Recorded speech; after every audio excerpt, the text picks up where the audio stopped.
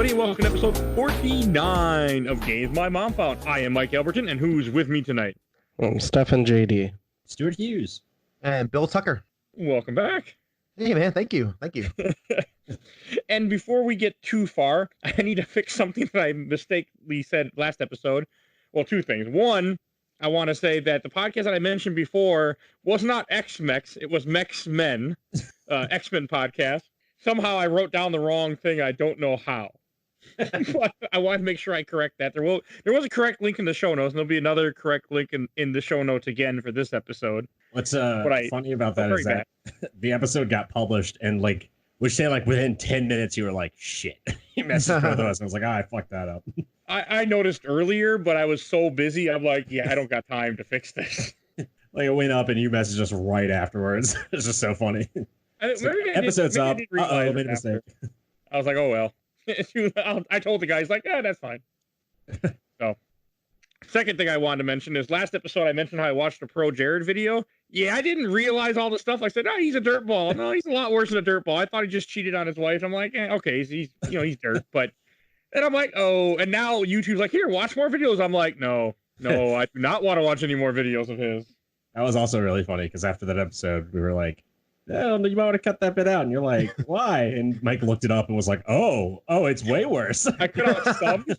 I didn't cut out everything because we talked about it, but I was like, So yeah, I'm very upset with YouTube right now for making me suggesting more videos. I'll take other videos. I don't know. I'm good. What's funny is there's probably, I imagine that there's way less people watching his videos now. And so the algorithm is probably like, oh my God, somebody new. Thank God, somebody new. It's just pushing it as hard as they can. Someone's been out of the loop. I can't believe it. I looked up. There was I'm not going to say his name because he's a piece of shit, but there was a guy who did remixes of songs. Or he did original songs that were remixes of shows and movies and stuff that I used to watch. And then he said some really bad shit. And I stopped watching him. And YouTube was like, you remember this guy? You remember this guy? Watch his videos, please. His subscriber count is falling. I'm like, yeah, there's a reason for that, YouTube. Oh, and before we get too far, Bill, do you want to mention where people might know you from? Oh yeah, what was the last episode I was on? Friday the 13th. Yes, Friday the 13th. Oh, wow. Wow! After which I bought a really cool T-shirt. It has Jason on there with the closing tag. All of your friends are dead. Oh, I figured, yes, I was very pleased with it. I just felt led to do that and honor my time on the show with that. Yeah, no, man, right now, my main writing gig is for the Austonaut, which is a hyper-local Austin things to do, see, eat, drink in town blog, which keeps me busy. And I also write for the Well-Read Mage. And I may have a little podcast of my own starting up next month. We shall see, fingers crossed. So there you go. It's the first time I've said that into a microphone yet. But what's that? I said, let us know if you need any guests. Yeah, man. Listen, based on what we're planning on doing, which I'm not going to quite reveal yet because it's not, it's not really fully cooked yet. We will need guests and we will need people. So I will be utilizing my network and my resources. Right, I'm definitely interested. You know where to find us. Yeah, man. We're out. All right, and since we got all that out of the way, Stefan, do you want to introduce the lovely, wonderful game you picked for us this week? Yeah, I actually had to write this down because in my mind I kept saying Mass Effect, and that's wrong. We're not playing Mass Effect. With that. I wouldn't have been sarcastic with every word I just said before the sentence. But no, we're playing the PlayStation 1 game Fear Effect, which is how would you guys describe it? Cyberpunk, Asian weird stuff, hell? I was really struggling to... I could have sworn that there was a movie or something that I had seen that was very similar to this game.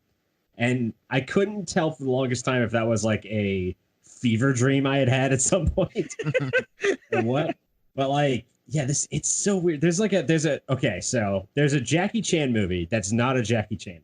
That's kind of similar to this, where it's goofy and weird, and there's evil monsters in it. It's got two different names. It's either called the Twins Effect, or I think Vampire Effect is the other, the American name for it. I don't know why it's got two American names and only one of them is the official American name. But it's a movie where two twins from a Chinese pop group that was actually named Twins They make their own movie where they fight vampires, and Jackie Chan is an ambulance driver in it. He's not the main character, but he has 3 separate kung fu fights within the movie. Huh. Why does this sound weird? Multiple times throughout the movie, Jackie Chan shows up in his ambulance, and at some point, like it's at his wedding, and he's getting married, and he just it's all just happenstance. He just happens to be there. It has nothing to do with the plot. It has nothing to do with the actual movie. It's just every now and then the movie takes a break, and we see what Jackie Chan is doing, and he gets into a goofy fight with a vampire, and then it goes back to the movie. That sounds amazing. That sounds. All I want to do now is see that movie. That sounds great. It's so weird, and it's legitimately like if a pop group. It'd be like if Justin Bieber made a vampire movie, and Jackie Chan was in it. That's kind of what happened. All right. And it was on HBO one night, and I watched it, and I was like, "That's the weirdest thing I've ever seen." And then I played this game, and I just couldn't stop thinking about Twins Effect the entire time. That should tell the audience exactly what they need to know about how weird this game is. I'm confused completely, so maybe. Mhm. I don't know. This game did come out in 2000, made by Kronos Digital Entertainment, published by Eidos. Yep. And This game took so much out of Mike. Sounded like this game murdered me. Like it hurt me. You sound so drained. I really enjoyed it. I legitimately had a good time. How? I guess you like bad things, so you know. It's weird. It's weird and fun. It's like it's like a parody of a Resident Evil game. There's a This game lot to felt like like there. We'll get to it, but there's a lot to like and a lot to Yeah. loathe. Yeah, that's It's like fair. Jill Valentine, put her on Shadow of Moses. The Moses Island. God, I was gonna butcher that whole sentence. You put her in Alaska, Moses Island, and then you take away any good controls. They have fun. Like it was just. Jill I don't know. Valentines don't belong in Alaska. Oh, this. I mean, I did not know this game was tank controls when I started playing it, and as soon as I started moving, I'm like, oh shit. Maybe I'm just more used to tank controls. Well, the controls is not what broke me. There's a certain boss fight that broke me. Oh my god, okay. We're gonna get to that, Mike. I know what you're supposed to do. I watched the video afterwards, but Okay. well, this game starts off like it takes place in Blade Runner's future. Well, that's what it feels like, at least. Yeah. I don't know. I don't know. That's the best way to describe this game. Yeah. Stefan, this was your pick. Why aren't you describing it? We should make you do it. Explain what you did to us. Explain what this is. I don't know. Okay, well, oh god. It's gonna be so long before we can even gear up to begin explaining the story of this game. I would say that the game, and I even read a review that says it's such a tight story. It's like, no, it's not. No, There's nothing tight about this story whatsoever. I mean, I didn't even know what the hell was happening half the time. Yeah, Okay. so it's very vague in its setup, but basically you're playing 3 different characters, and it doesn't warn you when it's going to switch to another character. But basically, you are mercenaries, and I think you're trying to take this chick's daughter that these Chick? other people took, so not that chick. you can. They're Well, hired by the yeah, we triad. find that out later. But you're trying to come up on some money, is what it is. I think. You're Yeah. trying to the triad guy who looks like he belongs in a Chinese movie in the 70s, in a kung fu movie. Mhm. Oh, that's what it reminded Everybody me in of. this is like I said, it's a parody of Resident Evil. It's like if somebody made a parody of Resident Evil that was set in the Sleeping Dogs universe, and then somebody made a parody of that, that's the universe that this exists in. Yeah, but and- it's a game. I guess Mm, the Sleeping Dogs universe is just Hong Kong. I don't know why I said it like that. I didn't know either, but we'll go with it. Yeah, yeah. 80s Hong Kong is the best way of describing the setting, I guess. Yeah. This is yeah, Yeah. and you play as 3 really, really bad people. You are Yeah. not good people at all. Because Oh, at the outset, it's funny, when I first was watching the original cinematic, the first one, I'm like, okay, they're on their way to get a girl. And then I realized, oh, wait, no one sent them to get anybody. They're just going to kidnap somebody and say, hey, triad person, I got your daughter for ransom. So you are playing horrendously bad people. Yeah. Thank you. Yes. Yeah. Well, it's also like the daughter of a triad boss. Right. That So, doesn't make her bad. well, kind of. I mean, Not her. She wasn't her choice to be the daughter of a triad boss. yeah, but she wasn't like, struggling to get out of the family. Well, she ran away. Doesn't that count for something? She ran away for other reasons, not triad related. I know. She ran away to other places too, but hey. The whole triad aspect falls apart very quickly when you realize Yes. this. God, it's so hard to describe this game. You are going to kidnap the daughter of a triad boss, and then everything gets cranked up to 11, and then everything gets cranked up to 100 when the supernatural becomes involved. Yes, which I'm sure we'll get to in like a spoiler section. So. Spoilers for the game Fear Effect for anyone that cares. I forgot. Oh, we're just diving right into.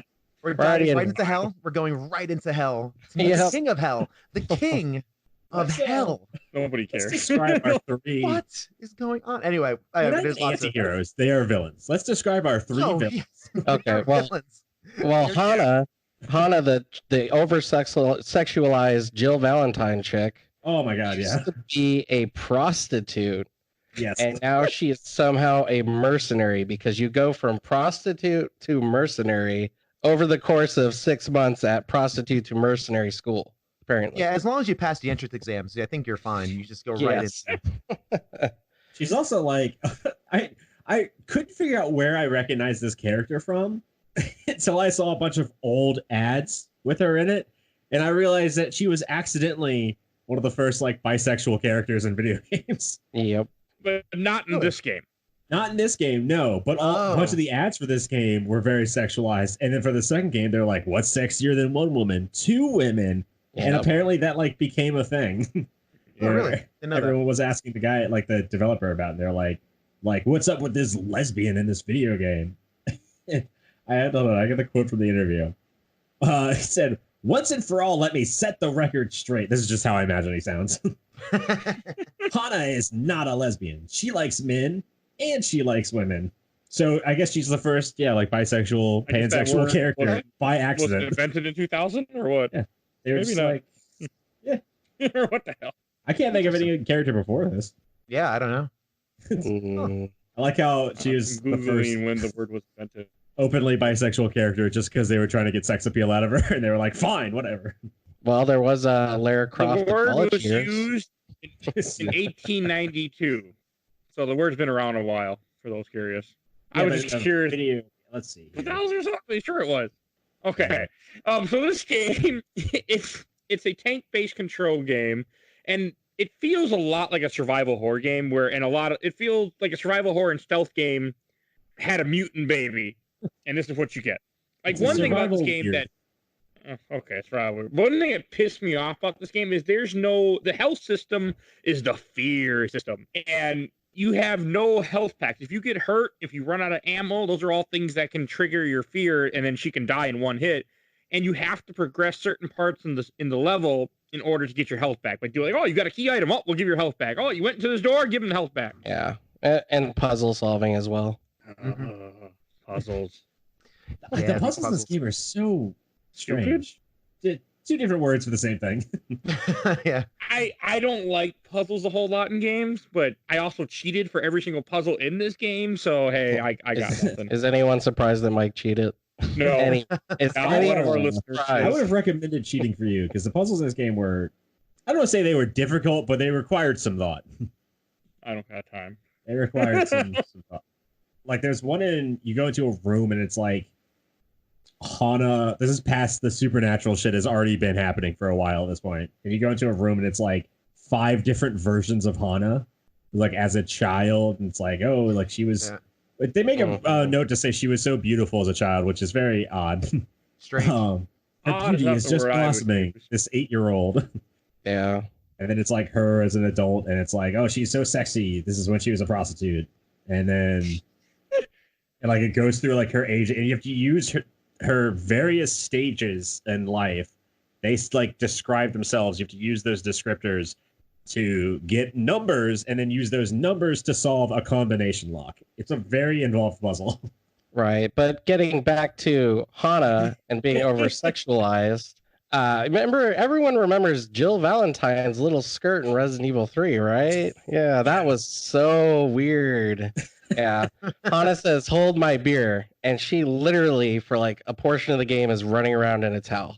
A majority of the game, she is wearing either a towel or a Chinese like prostitute like bikini outfit thing. Right. I don't know how to describe it. Skimpy suit. Yeah. Hot pants and a bikini top. Hot pants at this point. Can't even stress this enough. For a majority of her appearance in the game, like like 2/3. Yeah, easily 2/3 of her being on screen in game is her in some weird skimpy outfit. Yeah. I like Glass's outfit change. Oh. Glass is one of the other guys that you see him in the very opening of this game where you get off a ship and he with you, and he's one of the 3 playable characters. Yeah, you got Hana, you got Royce Glass, and you got Jacob Deke DeCourt. Who Deke doesn't even show up to the 2nd level. Yeah, but Deke's also like an incredibly important member of the team. Apparently, He certainly is. Yeah. I like he just shows up and is like, "So what are we doing now?" Well, he shows up when the first time you see Deke is when she has just a towel on, and there's a part of this game where you walk down on a bridge and a guard sees you. She puts her hands up, and you have to stand there, not do anything, wait a couple seconds, and then hit the button and take off the towel. Yeah. I mean, it works. Use whatever you have, I guess, when you're fighting ancient Chinese demons dressed as triads. And that's really speaks to what I forget who said it, but speaks to the idea of being a parody, because that is such a parody thing to do. Like the comic, whoa, look at those, and then someone comes from behind and snaps the guard's neck. It's a very Metal Gear Solid kind of thing. Like I could see Kojima scheming about that, especially being creepy and scheming about that. But that's another story. It does feel very Kojima. Yeah, totally. Which I kind of can get into that. I like that almost light tone to some of the. It's a little silly. It's a silly game that does really weird things. It's a silly game that has some very sudden, very extreme dark moments. Yes, and it goes back to being silly. Yeah, it has the sense of tone in this is crazy, which is why I kind of dug it. And again, I didn't bring this up earlier, but see, you know how everyone here is saying how they played this game? I didn't, because there's a few things I'm allergic to in life. One of them shellfish. The other thing is anime. And the third thing is tank controls. I cannot figure out how to do. It has all it has all 3. And I can't figure out tank controls for the life of me. My brain doesn't wrap around it. So for me, I just had a hard time playing it. So I ended up watching a playthrough and getting the broad strokes of it. And I feel like I had the best experience out of anybody. You did. I didn't have to play it. The game looks cool, even for a game from 2000. Because if I had a problem, like I couldn't tell if something was actually in the background or something was an item, because I just can't see half the time in this damn game. But it looks, other than that, it looks good. Like it has a cool. It looks incredibly good for 2000. It looks insanely good because it's like that cell shading, which I mean, it does like cell shading. It's not used as much now because it was kind of just a trick back then, but it worked really, really well for this. I think it worked extremely well for like the tone of the game as well. Yeah, it's a great looking game. I also love the fact that the backgrounds have an FMV vibe going on. So you have lots of cool movement in the background, smoke, and it really brings the world out. It's a great trick just to kind of up the visuals of it. The game looks great. Yeah. So basically what it is, what we're talking about is it's the pre-rendered backgrounds, kind of like the original Resident Evil, and then they would loop like little videos, like lights flickering or fire. They would loop it as a video, so it would look like it was constantly moving. And then with the cell shaded, they would just trick the shadows in the game to make it look cell shaded. That's basically what it is. Okay, yeah, it's really clever, and it makes me question if this game. I had to ask myself 100 times playing this game, was this meant to be this way, or was it just an accident? Because I ended up loving this game. I shouldn't be surprised, but somehow part of me is surprised, even though I shouldn't be, because I know you at this point. I was surprised as well because I knew nothing of this game going in. I had never heard of it. I had only seen like some advertisements for it in the past because obviously Hana was like advertised just like Lara Croft. So you have the big posters of her in like game or EV games and shit of like, buy this game. It's got sexy girls in it. I just remember the advertisement of her kissing the blonde chick, which is not in this game. And that was all I knew about Fear Effect before we finally played it. I was okay with that. I wish I could go back to that time. And that's all I knew. But I can't. That ship has sailed. So yeah, you've got a Hana, Glass, and Deke. Deke is like either Irish or Scottish or both. Australian. I thought Or Australian. Yeah, I thought he was Australian.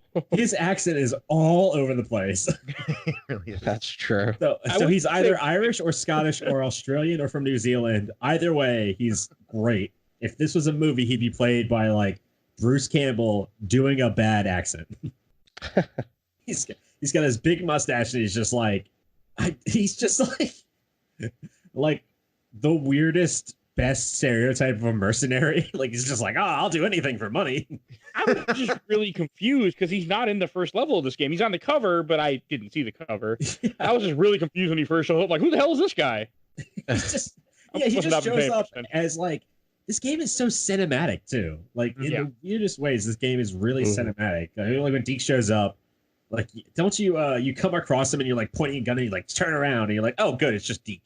Just Deke. I thought you come across him when you're naked. And then she says, yeah, well, that's like 90% of the game, Mike. Yeah, but you also the first time you see Deke is in the limo after the first level, and everyone's like, yeah, and he just shows up. Yeah, they just pick him up in the limo, and his response is, "Hey, what are we doing?" Yeah. It was a nice chance for some exposition. He's just happy to be making money, and if he has to kill a couple people, he doesn't care. Yeah, he just wants to be around. Oh, man. When we first started playing this game, I was kind of excited because this game has always been on my list to someday play. I'm not excited anymore, but like I do. Like, one thing that was kind of cool is it has a lot of stealth in this game that we mentioned very little, but like you do a lot of crouching and smacking people with a knife, and I was like, okay, this is cool. And then it didn't take long before this game is full of instant deaths. Like tons of, you went up the ladder, you didn't wait, you got shot and died. Oh, yeah, Have fun waiting a minute for loading. Yeah, you constantly, if you are not crouching and dodge rolling, you will die, no matter what. I mean, the dodge roll is like, that is like the key to winning any battle in this game at all. I can't even count how many times I've died from I rolled more than I walked. Yes, exactly. There were times at one point you walk into a room and it's filled with demons, which we'll get to the demons, don't worry. You go into a room, it's filled with like flying demons, and I just rolled down the entire hallway until I got to the other door, opened it, and I was like, well, I guess that's how I was supposed to solve that problem. Like, one thing that got to me early on, because anytime we play a game like this, I'm always very conservative of ammo. And this game gives you plenty of ammo for the most part. And I was like, okay, I'm going to keep sneaking around. I'm using the knife. And it didn't take long before there were times where I would thought, okay, I can sneak over to the guy. But it was just because the level looked so weird. I thought what was a wall wasn't a wall. And he's like, hey, what are you doing there? And starts shooting me. I'm like, I don't like this. What was your favorite gun, Mike, in the game? The assault rifle. Okay. The paper assault rifle? Well, you also got to remember when I played this game, I hit R1 triangle, circle, square, up, down, something like that. So I at one point, I just ran and no problem. No one could hurt me, and it was great. My favorite gun was the 9 caliber pistol. I don't get the joke in there, but I know 9 caliber pistol. Yeah, the pistol was called the 9 caliber pistol. The joke, Mike, is that I clearly see. Here's the thing: I don't know if this is a mistake or a joke, because what they clearly meant was 9mm pistol, not 9 caliber. There is no such thing as a 9 caliber pistol. No. That is, and that's the beauty of this game. You're right. I don't know if this was all intended to be a joke, or if that was just a failure on somebody's part. I kept looking at that too. I was like, is either this is a joke or not. Either way, I'm curious. I ended up having to do math because of this. I ended up looking up to see if I could find a 9 caliber anything, because I was trying to figure out like how big of a round that would be. I mean, I know it's 9/10 of an inch in diameter. I know that's what 9 caliber means.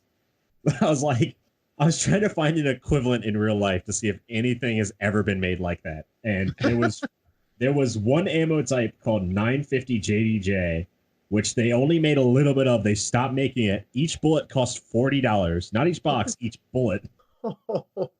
And you had to fire it on a special, it's called a lead sled. It's like a special stand you put the rifle on so that it won't break your shoulder when you fire it. God. So if you fired 9 caliber anything out of a pistol, it would break your hand and probably break your arm. Wow. Wow. Maybe they thought bullets would be bigger in the future. But you're just firing it left and right. And the entire time I was like, this has got to be a joke. This is it's just like, it so blatantly calls it like big on the bottom of the screen, 90 caliber pistol. And you're just finding ammo left and right. And at some point you get to dual wield them and you're just like, bam, bam, bam, bam, bam. Yeah. I did not notice this. I think I was just trying to escape this game the whole time I was playing it, so I was not happy. There were some cool moments. Like in the early part of this game, which I didn't even realize this until I must have not been paying any attention when I'm reading the Wikipedia right now, and you infiltrate the building of where the Triad like is headquarters or something, I want to say. Am I right? That's what it looks like on here, or am I just crazy? Yeah, you go to the Triad boss's place. Which makes a lot of sense, Let's infiltrate. They won't notice us. Yeah. Mr. Lamb is his name. Lam. He really does look like a Chinese guy out of a 70s kung fu movie, like straight up. He got the long beard, red like, cloak and everything. Yeah. Well, you go to Lamb's place, not to get the daughter. Your end goal is to kidnap the daughter, but you're going to Lamb's place to find your contact, Jin, who is going to help you kidnap her. And he is like, when you come across him, you find like a video recording of him being tied up, tortured, and having a bomb strapped to his chest, which I don't know how the Triad operates. I won't pretend to know anything about the inside of the Triad organization. But I would think if you want to kill somebody and not have the police find out, maybe a bomb strapped to their chest is not the most efficient method. Well, also in your own building, like they won't think it was us in our own building. Like, just shoot the guy and dispose of the body. Yeah. Are they gonna blow him up inside the Triad headquarters? I guess because they activate it and they say something when you get in the room. So what is their goal? What is their plan? I don't understand. There wasn't one.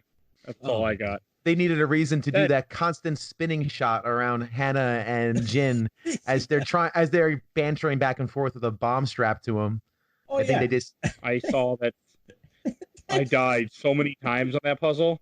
I had a guy that told me click this, clip this, and I kept doing it, and it just kept blowing up. So I said I had to finally watch a YouTube video of someone else doing it because I just couldn't figure it out. Yeah, that's like the first big puzzle in the game is defusing a bomb. Yeah, right. Yeah. Usually you build up to the bomb, but this game is straight in. You're defusing a bomb, first puzzle, and it actually gets like more subdued from there. Yeah. You start off with defusing a bomb, and then like the last puzzle of the game is like place this icon on top of the correct Chinese symbol. Yeah, exactly. Right. Put these little icons on symbols. Yeah. It's the exact opposite of how a game should work. Exactly. But even like I want to say the first boss fight is near that point where they have like really the health bars in this game for the bosses are ridiculous. Like they have way too much health. Oh yeah. So over the top. That pissed me off. That pissed me off a lot. I was still playing the game legit at this point. Yeah, towards the end of the game. I'm sorry, go ahead. Oh no, I was just saying it's kind of a boss fight like when you get Jin, because it's just there's a ton of dudes in that room that you have to kill. You're just like shooting a bunch of people while there's a guy with a bomb on his chest. Yeah. Oh god, this game loves having ways for you to die instantly. I think you can shoot Jin by accident too while you're in that fight. Yeah. Okay, that's a thing in this game where there are often parts where if you shoot at the wrong point, because the game he kind of just locks on the things, you'll see a little green crosser at the top of your screen. It will just shoot whatever it feels like. And like, oh well, he ducked, so now we're gonna blow you up instead. Mm-hmm. The strangest lock-on system I've ever seen in the game. It's weird. Yeah, and man, do those enemies love sucking up bullets. Oh, yeah. Boy, your regular grunt will take 2.5 clips. No problem. Oh, Apparently, it depends on what like, they difficulty you expect play on. you- That's like the only big difference is how much health the standard enemies have. It looked like. well, they expect you to do a lot of stealth in this game, which is fine, but the game is not set up to do a lot of stealth. There are rooms where I was reading my guys like, you can't do stealth, you have to shoot them. I'm like, that's kind of weird for a stealth game where I can't be stealthy. Yeah, but if you can shoot somebody from stealth, it's like, and you actually get like a stealth critical attack essentially. Like you can kill. Yeah, enemies you if can. you shoot them in the back while stealth. It's kind of odd to have that in a game from 1999 But they're 2000. or 2000. February 2000. But there was a cool moment. I wanted to say it's like the second boss fight where when you're playing as Glass and you're fighting a ship that looks like it was right out of Blade Runner, a flying helicopter thingy, and you got to shoot the flags to make the ship VTOL. suck up the flags. I like that. I did enjoy that. It's a VTOL jet. It's the jet that Arnold Schwarzenegger flies at the end of True Lies. That's my first go-to whenever I see a VTOL jet. A VTOL jet is a jet that can take off straight up in the air. It doesn't have to fly. This is a real thing? Yeah, it's a real thing. Yeah. It's called VTOL means vertical takeoff and landing. Huh. I thought it was Hind D. Well, yeah, a Hind D is a VTOL. You just wanted to make that joke again. Hind D doing in this podcast. Wait till Actually, a next Hind D week is or a a couple helicopter. weeks from What now. am I saying? I know, that's what I'm wondering. Okay, I didn't know, but I mean, that was cool. I mean, this game did Yes. feel very science fiction-y, though. Technically, every helicopter is a VTOL, I guess. They all Yeah. take off vertically. But it had like the, yeah. And had they a also big are, because when I propeller looked up inside of it, VTOLs, yeah. they came up. There's a really funny, oh man, I think it was Lockheed. There's a really funny Lockheed jet that was a VTOL that had like a propeller on the front of it and it had 4 wings and it sat straight up like it was a rocket. And it did test flights, but I think most of them crashed. It's just like a wacky design. It looks like if you ever have like a good 2 hours to kill, look up like early VTOL experiments, because the Nazis during World War II, they tried to build a lot of really wacky air machines that all failed. And they tried to like do all these VTOLs that were just really goofy and odd, so funny. There's one that's like just a tube with like a corkscrew going around it. It didn't even take off; it just crashed immediately. Oh, those Nazis. It's crazy. Aw. It's like that'll work. Wonder if they- It's But- wacky Nazis. As And we they're had, weird as we had airplanes. mentioned a little bit earlier, because the second level is when this game starts getting really like supernatural. Like I was very confused Yeah. about how they even got on the boat. I guess I wasn't. I realize now I wasn't paying any attention to what was happening. I think Like the second level opens up. I was just gonna say I think it's like an explosion and they're in the water and they swim to it, but I have no recollection either. I have no don't recollection of this either. It's Yeah. I only played this game earlier this week. oh man, goddamn it, now I'm having trouble. Yeah, They're- isn't that when they get knocked off the highway, right? They're driving along, Right. talking, you Yeah. know, and giving us the exposition, and then all of a sudden they get bumped, and then they fall off of a broken bridge or That- bridge under construction. Yes. Yeah. Yeah, they go to the hotel to meet Deke, and then Right. while they're all in the car, they get forced off the bridge. I like And the then they idea- just get out of the water. I like the idea that the person who forced them off their bridge is just a drunk driver. It's He's not not even even involved. It's just some guy. I don't remember any of this. Oh, that'd be And they great. swim to a junk. That's what it says here. Yeah. Oh, a junk it's is a type of ship. Yeah, Okay. I think it's a junk. That's how you say it. A Junk? junk? Was that how you say It it? was JUNK. I don't know. I'm assuming. But yeah, so Junk they sounds get better than junk. yeah, they just get dunked in, and then when they get out of the water, who's the guy's name? Dang it, Deep. not Deke. Glass? Glass. Thank you. That's Glass cool. looks up and sees the girl, and you're like, oh, we're clearly where the plot was. Oh God! Let us walk damn over it. there. Yeah. yeah, Yeah. They were just oh great, Oh, my so God. glad we got knocked off at this thing. Here we I are. had in this- completely forgotten about that. Yeah, I don't remember Yeah. any of this. All this I is just brand new to me. remember. I just remember being baffled by the fact that they just plummeted from hundreds of feet in the air. Car sinks, like it shows you, car plump, and then the next cut is them just walking out of the water, like they just took a Yeah. swim. Oh, whew, well, that was crazy. They Boom, literally right away, they see him. swim to a boat, go like maybe like 10 minutes down the river, and they're like, "That's her. That's the girl." Yeah. Literally happened within the space of 30 seconds. In the drink, out of the water, looks up, girl. Clearly, we're in the right place. Let's go get her. Quick, I Hana, think- activate your towel. Yeah. Well, so later on, when she decides to take a shower, it's just some random ship. Yep. Yeah. It's Yes. not even theirs. Yeah, it's a random ship. That's They right. are just They're just like stealing shit along the way to kidnap a girl. They're stealing shit along the way to steal a girl to get ransom money. That's their Cars said. and trains and Yeah. Chinese sailing ships. That's kind of, well, I think Jin is when I fell in love with this game, because Jin is such a weird, strange character. yes. But like when they get to Understand how. when they get to the boat, that's when I was like, that's when I kind of fell in love with like the setting of this game, because that's when it got like really, really like, you're like, okay, we're legitimately in like rural China now. Mm-hmm.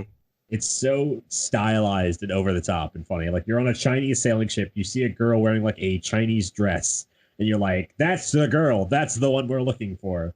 And then you're in a Chinese village, like a rural village that's on fire. So explain this to me, because for anyone listening as well, but like I was confused a little bit, and I also didn't really care. But so after she's making all those people turn into zombies, hapless zombies. Is that what's happening? Because I remember, I don't want to Sort explain of. the ending. I remember what happens there, but So at this point in the game, yeah. all you know, because you come across like an old woman, a la like Resident Evil style. You come across an old woman in the village. She's like, it was the girl. Like she saved the life of a little boy who fell into the river and was for some reason covered in blood because he fell into a river, which is something that, as we all know, happens. As soon as you fall in water, you're just covered in blood. Yes. She The brings him rocks, back, I guess. and she's like, she touched the blood, and then all the monsters started to appear. So at this point in the game, all you know about her is that, well, I think you hear the name Yim Lao Wong earlier, which is the King of Hell. Which is the greatest name for anybody in the history of ever. It's Man, King of Hell rules. it's an actual like So into that.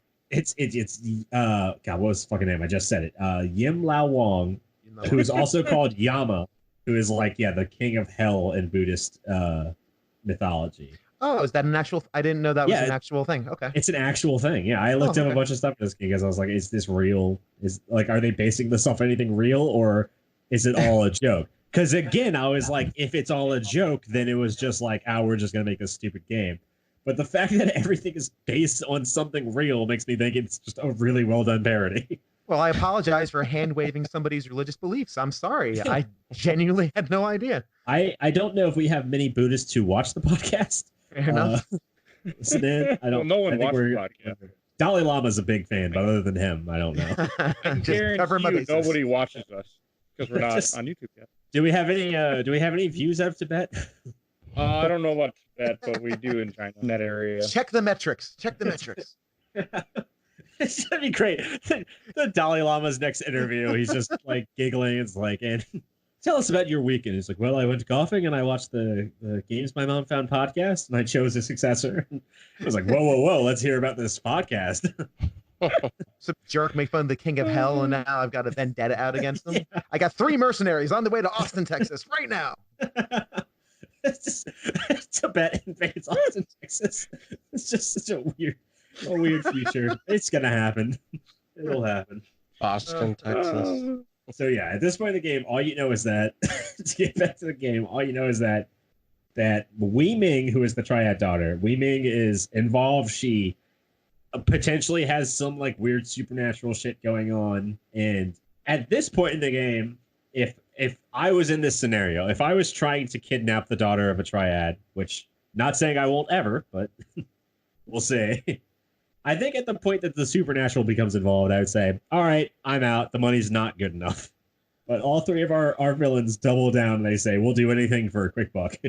Doesn't someone at some point say that, like, hey, is this still kind of worth it? And then the Yeah. other 2 override. I think it happens once.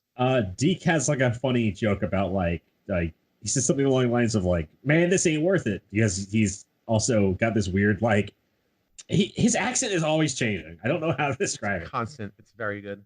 This isn't worth it. And they're like, yes, it is. And he's like, oh, you're right. All right, let's keep going. Yeah. Oh, okay. You talk me into it. So for this, okay. So it's so hard. This is only the second level. Now I need to say this. I need to explain this because it's so weird. So at this point in the game, you went to this triad headquarter, like some triad headquarter building. You find Jin.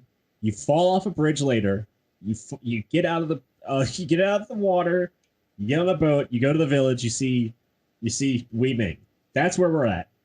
The next part of the game is the old woman has a line that's like, even the military won't come here. So you have to go to where the military train is and steal the train and kill a bunch of like Chinese official soldiers. Yeah. For some reason. And that's the next part. I think you do find out that it's really not worth the money because for some reason on this train there's a little note that mentions like, oh, we're shipping foreign weapons for $8,000. Thanks for the $8,000. It's like $8,000 to ship foreign weapons across territory. You could go to jail for the rest of your life. This isn't worth it. I think it's $8,000 per weapon. Oh, if they said that, yeah. I don't know if they even said that. I think it just says $8,000. Yeah, for $8,000.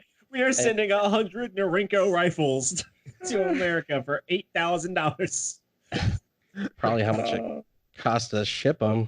This is actually true. This is true. This is 100% true. In my neighborhood, when I was younger, not bullshitting. The front of my neighborhood, there was actually a couple who were Chinese gun runners, and I can tell you, they made a lot more than $8,000. Yeah. They ran like a little area of the shipyard around here, one of the shipyards, and they were shipping in Chinese rifles and selling them in America and making bank off of it. Like they put to this day, it's the nicest house in our neighborhood because they used their gun runner money to put in like a movie theater inside of it and like raise it up, and it's just a really ridiculously nice house. Like going down the street in a lowrider, like bouncing. They had, if I remember, they had like a Corvette, and they were not trying to hide the fact that they were making a shitload of money somehow. Wow. So I'll just say that. Wow. They were not very smart Chinese gun runners. Of all the Chinese gun runners I've ever met, they were the least smart. And as you were talking about the village, did you guys know that if you crouch, some of the zombies don't wake up? Some do, but some don't. Yeah. Oh, really? Mm-hmm. Oh, wow. Yeah, which is kind of a cool thing. I mean, at one point, because I broke down in the second level, when you get to the train, there's a boss fight that just broke me, and I didn't realize till later on I was doing it completely wrong. And if you don't do it the one way you're supposed to do it, you cannot do it. So you're playing as Deke, the mustache man, and you go inside this train. You're in a little room with a giant explosive box right in front of this gunner, and he'll pop out, he'll shoot at you, and then he'll run, and he'll duck, and they're back up. And if he ducks and you shoot, you all blow up. Game over. And I tried it 10, 12 times, and I said, fuck this. And then I looked up a cheat code, and I had infinite health, so I just stood there and shot him until he died. But I know Stefan figured out the correct way to do it. Yeah, it's very precise timing. I mean, honestly, it kind of reminded me a lot of like little scenes in Siberia where you have to shoot like precisely the right time and then duck back into cover. That's exactly what it reminded me of. Terrible. Yeah, I also got the impression playing this game of like Big Trouble in Little China, like that kind of weird over the topness. Oh yeah, Big Trouble in There's China's definitely really an energy. cool. Yeah. Big Trouble in Little Gods of Hell. That's what this game should be called. Yeah, and let's go ahead. Go ahead, Michael. The whole train thing was just like where you're fighting all the guards. I mean, because the whole point is that you get, like you were saying earlier, you're in this village, and you're just trying to get on the train to get out of here to go to steal the guns. I want to say. I don't know. Yeah, you're still trying to find Wei Ming. You're trying to take either the train or you're trying to take the train. Do you remember how you come to the conclusion that you shouldn't steal the train? No, I don't remember anything about this game. Oh, okay. Isn't it because the tracks end or something? Oh yeah, the bridge tracks is out. end, and then for the second time in a row, you happen to stumble across the girl you're looking for. Yep. Glass finds a Jeep, and she just happens to be in it. Like, Oh, that's a good moment. I like that one though. That was effective. At this point in Sudden- the game, I was like, is this part of the joke, or is there Right. some, because they mentioned the King of Hell, is there some supernatural force that's causing these weird coincidences to happen? And they never answer that question. They never say. It's just something weird that happens in the game. Mhm. And I don't want to paper over the fact that we went from fighting fighting people to zombies.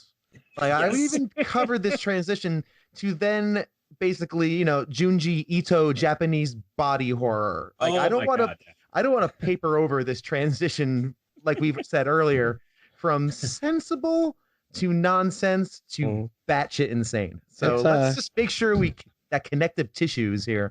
We're It's on funny. like the third level, and it has been 3 very hard changes. It is bonkers. I love it. It's funny you mentioned that actually, because I was wearing my Junji Ito shirt today. Yeah, it's Wait, what? Not kidding.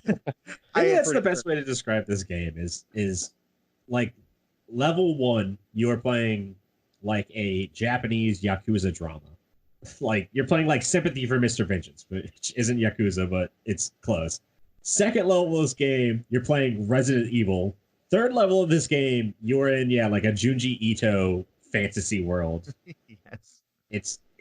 It's that quick of a transition too. It's just like immediately. And then you find Weeming inside, and for whatever reason, I don't know why, your only goal as a mercenary Oh my god. is to kidnap Weeming. That's all you want to do. But for some reason, Weeming says, I have to go to this Chinese restaurant, which is also a brothel. And you go, okay, we're trying to kidnap you, but sure, let's finish up your list of errands first. That part is so stupid. She's like, I must know. And they're like, I mean, we could turn you in for the money, but hey, let's help you out. I think, that's the point where like Hana for some reason is, because Hana's kind of like having all this weird mental shit going on as well at this point. I mean, it's like at this point she is wearing clothes soon to be changed for different clothes. For a very briefest period, she's wearing normal clothes, but she's like seeing a bunch of weird shit too. And they're just like, hey, what's going on? She's like, nothing, I'm fine. It's that very movie moment. Everything with the Chinese restaurant is just kind of strange. Like as anyone could expect that you get ambushed as soon as you go in there. Mm-hmm. And it doesn't take long before glass gets locked up. Okay, this puzzle pissed me off, and even though I kind of knew what to do, it took me way too long to figure out. So you're playing as glass, and you're locked in a small room, and you have to like grab an oil, pick up a pot, walk over. After you pick up the pot, go to the grate, spill the oil. But if you're not on the grate right, he's going to come in and shoot you. And then when he comes in, you have to roll around so he'll step on the oil or something stupid. He'll come forward and step on it. Yeah. I was not happy. It's like, why would you think to do that in that scenario? It's a puzzle that exists only as a puzzle. Like there's no reason to pour the oil down there. You don't know that you have to pour the oil down there. It's almost it's like the ketchup in Metal Gear Solid. I was just gonna say, it's we're summoning the ghost of Kojima again in this podcast and saying, it's a very, very Kojima puzzle, But that wasn't the only escape in Metal Gear Solid with the ketchup. No, I want to say there's multiple ways out of that. Well, that actually wasn't the worst part of that level either. The chefs were the worst part of that goddamn level. I had no problem with the chef. This is coming from a guy who loves Resident Evil and loves, terrible tank controls, and you had a hard time with those chefs. I don't get it. Those fucking chefs. I just couldn't get the timing right. I don't know what the fuck was wrong with me. The first time I did it, I didn't know they could see you, and I just walked right by all of them. And then I went, oh, wait. And I turned around, and he caught me. And I was like, oh, see you? Because I wasn't paying. I was just walking. I'm like, okay, I'll just crouch and walk. Yeah, you can sneak by. Somehow, it was just perfect. Like I had the timing just right. Oh, god damn it. Weird. It's so, even for like, this game has gone off the rails at this point. And this room is so weird and how grounded it is. Like, there's undead monsters, there's supernatural, like, Junji Ito monsters going around. You're in a brothel. Hana's wearing, like, a weird prostitute outfit for some reason. Because she's trying to blend in. She's like, this is like Hana in spy mode. And you walk into a kitchen, and there's like 8 chefs, and the audio changes to the sound of a busy restaurant and chefs cooking, and it's like the most normal thing in the world, but it's so weird compared to everything else you just experienced. Yeah, and the chef's animation while you're walking by them, some of them are actually just turning around and spitting on the floor. Yep. Yeah. Which is my favorite One animation in the throwing game. garbage. I adore the fact that your last string of chefs are just spitting on the ground, like not cooking, just spitting. That's all they're doing. And again, it was one of those weird, like, okay, what are you guys doing here? Like, all right, is this a joke? Like, you guys screwing with me now? Like, what's going on, game? A lot of people Like, I don't know, know- in traditional Chinese cooking, you always have 2 people that are just spitting on the ground constantly because you need to keep the floor slick. That's right. So you can slide back and forth from pan to Oh. pan. Yeah, exactly. You gotta be quick. Man, You gotta that- go back and forth between walks. That whole part, like you hit the fire alarm and all of a sudden everyone you got to shoot everybody all of a sudden. That was annoying too. Yeah, the fire alarm and everything just goes to shit immediately. Well, one thing about the Chinese restaurant is you switch between the 3 characters about 3 or 4 times, I Yeah, want you're to say, playing or as so. It's a everybody. lot, which was kind of cool. Like you would go upstairs with one character, he'd get captured or beat up by somebody else. You'd switch to another character. Like there's a scene with Hana we were mentioning earlier. You have to go into the storeroom and she'll see the outfit. She go, oh, and she'll put on the outfit. And there's a door that says working girls only. And he keeps closing the little window until you have on the prostitute and then the outfit. Then he opens the door. You can go in and kill him, which I did. Yeah. Yeah, 'Cause I had infinite health, so I just shot everyone. I was like, screw you, fuck you, die. Like I didn't care. I just shot everybody. So part 4 of this game is spy thriller. Oh, you're gonna. I think what it is it's the basic general conception of that, I think, is just a tie back to her backstory of being a prostitute, is Right. what it is. Yeah. I guess. It's weird because like Glass is, I'd say, as much of a protagonist as Hana is in this game. Yeah. Yeah. And I only say that because of the endings, which we'll get to. But yeah, like everything about, like, you don't really find out anything about Glass, whereas Hana, the whole game is about kind of her kind of coming to terms with her past and like her existence. It's really odd. Yeah. I think That's a good point, though. I think Glass's big thing is he just takes a lot of shit and then has one-liners. Like that's his Yeah. whole character. Yeah. Especially when he loses his arm. Okay. Yeah, which we Spoiler didn't alert. get to that point. We haven't Yeah. reached that point yet, have we either? Well, that's No, what we haven't. happens next. So let's talk about the arm. It's Are we great. gonna skip Oh, no. the hooker lady that spits out demons, Uh, No, Hooker Lady does. or the guy under the bed that's a boss fight where he pops under the bed, Oh, shoots that's at great. you, you gotta shoot him? Okay. okay, yeah. All right, we Let's- gotta talk about that. We gotta talk about that that. for a Okay, second, okay. The best boss fight in the whole world of video games. Yes, I could not believe what the fuck was happening. That in was that. so Under the good. bed, you can't shoot her, and somehow, the boss says I can't see him. Oh, I shot the girl. How that happened? I'm a skilled mercenary, but I shot the girl instead. And, yeah, you can't shoot the girl. You gotta shoot the guy. But God, it's so fucking weird. You go into a room. There's a prostitute in there, and she's like, get out. And like it cuts from the cutscene to the actual gameplay, and it's just a half-naked prostitute on a bed. Deke is in the corner of the room, and bullets are flying everywhere. And Mhm. you don't realize until the guy pops out that he's shooting at you from underneath the bed.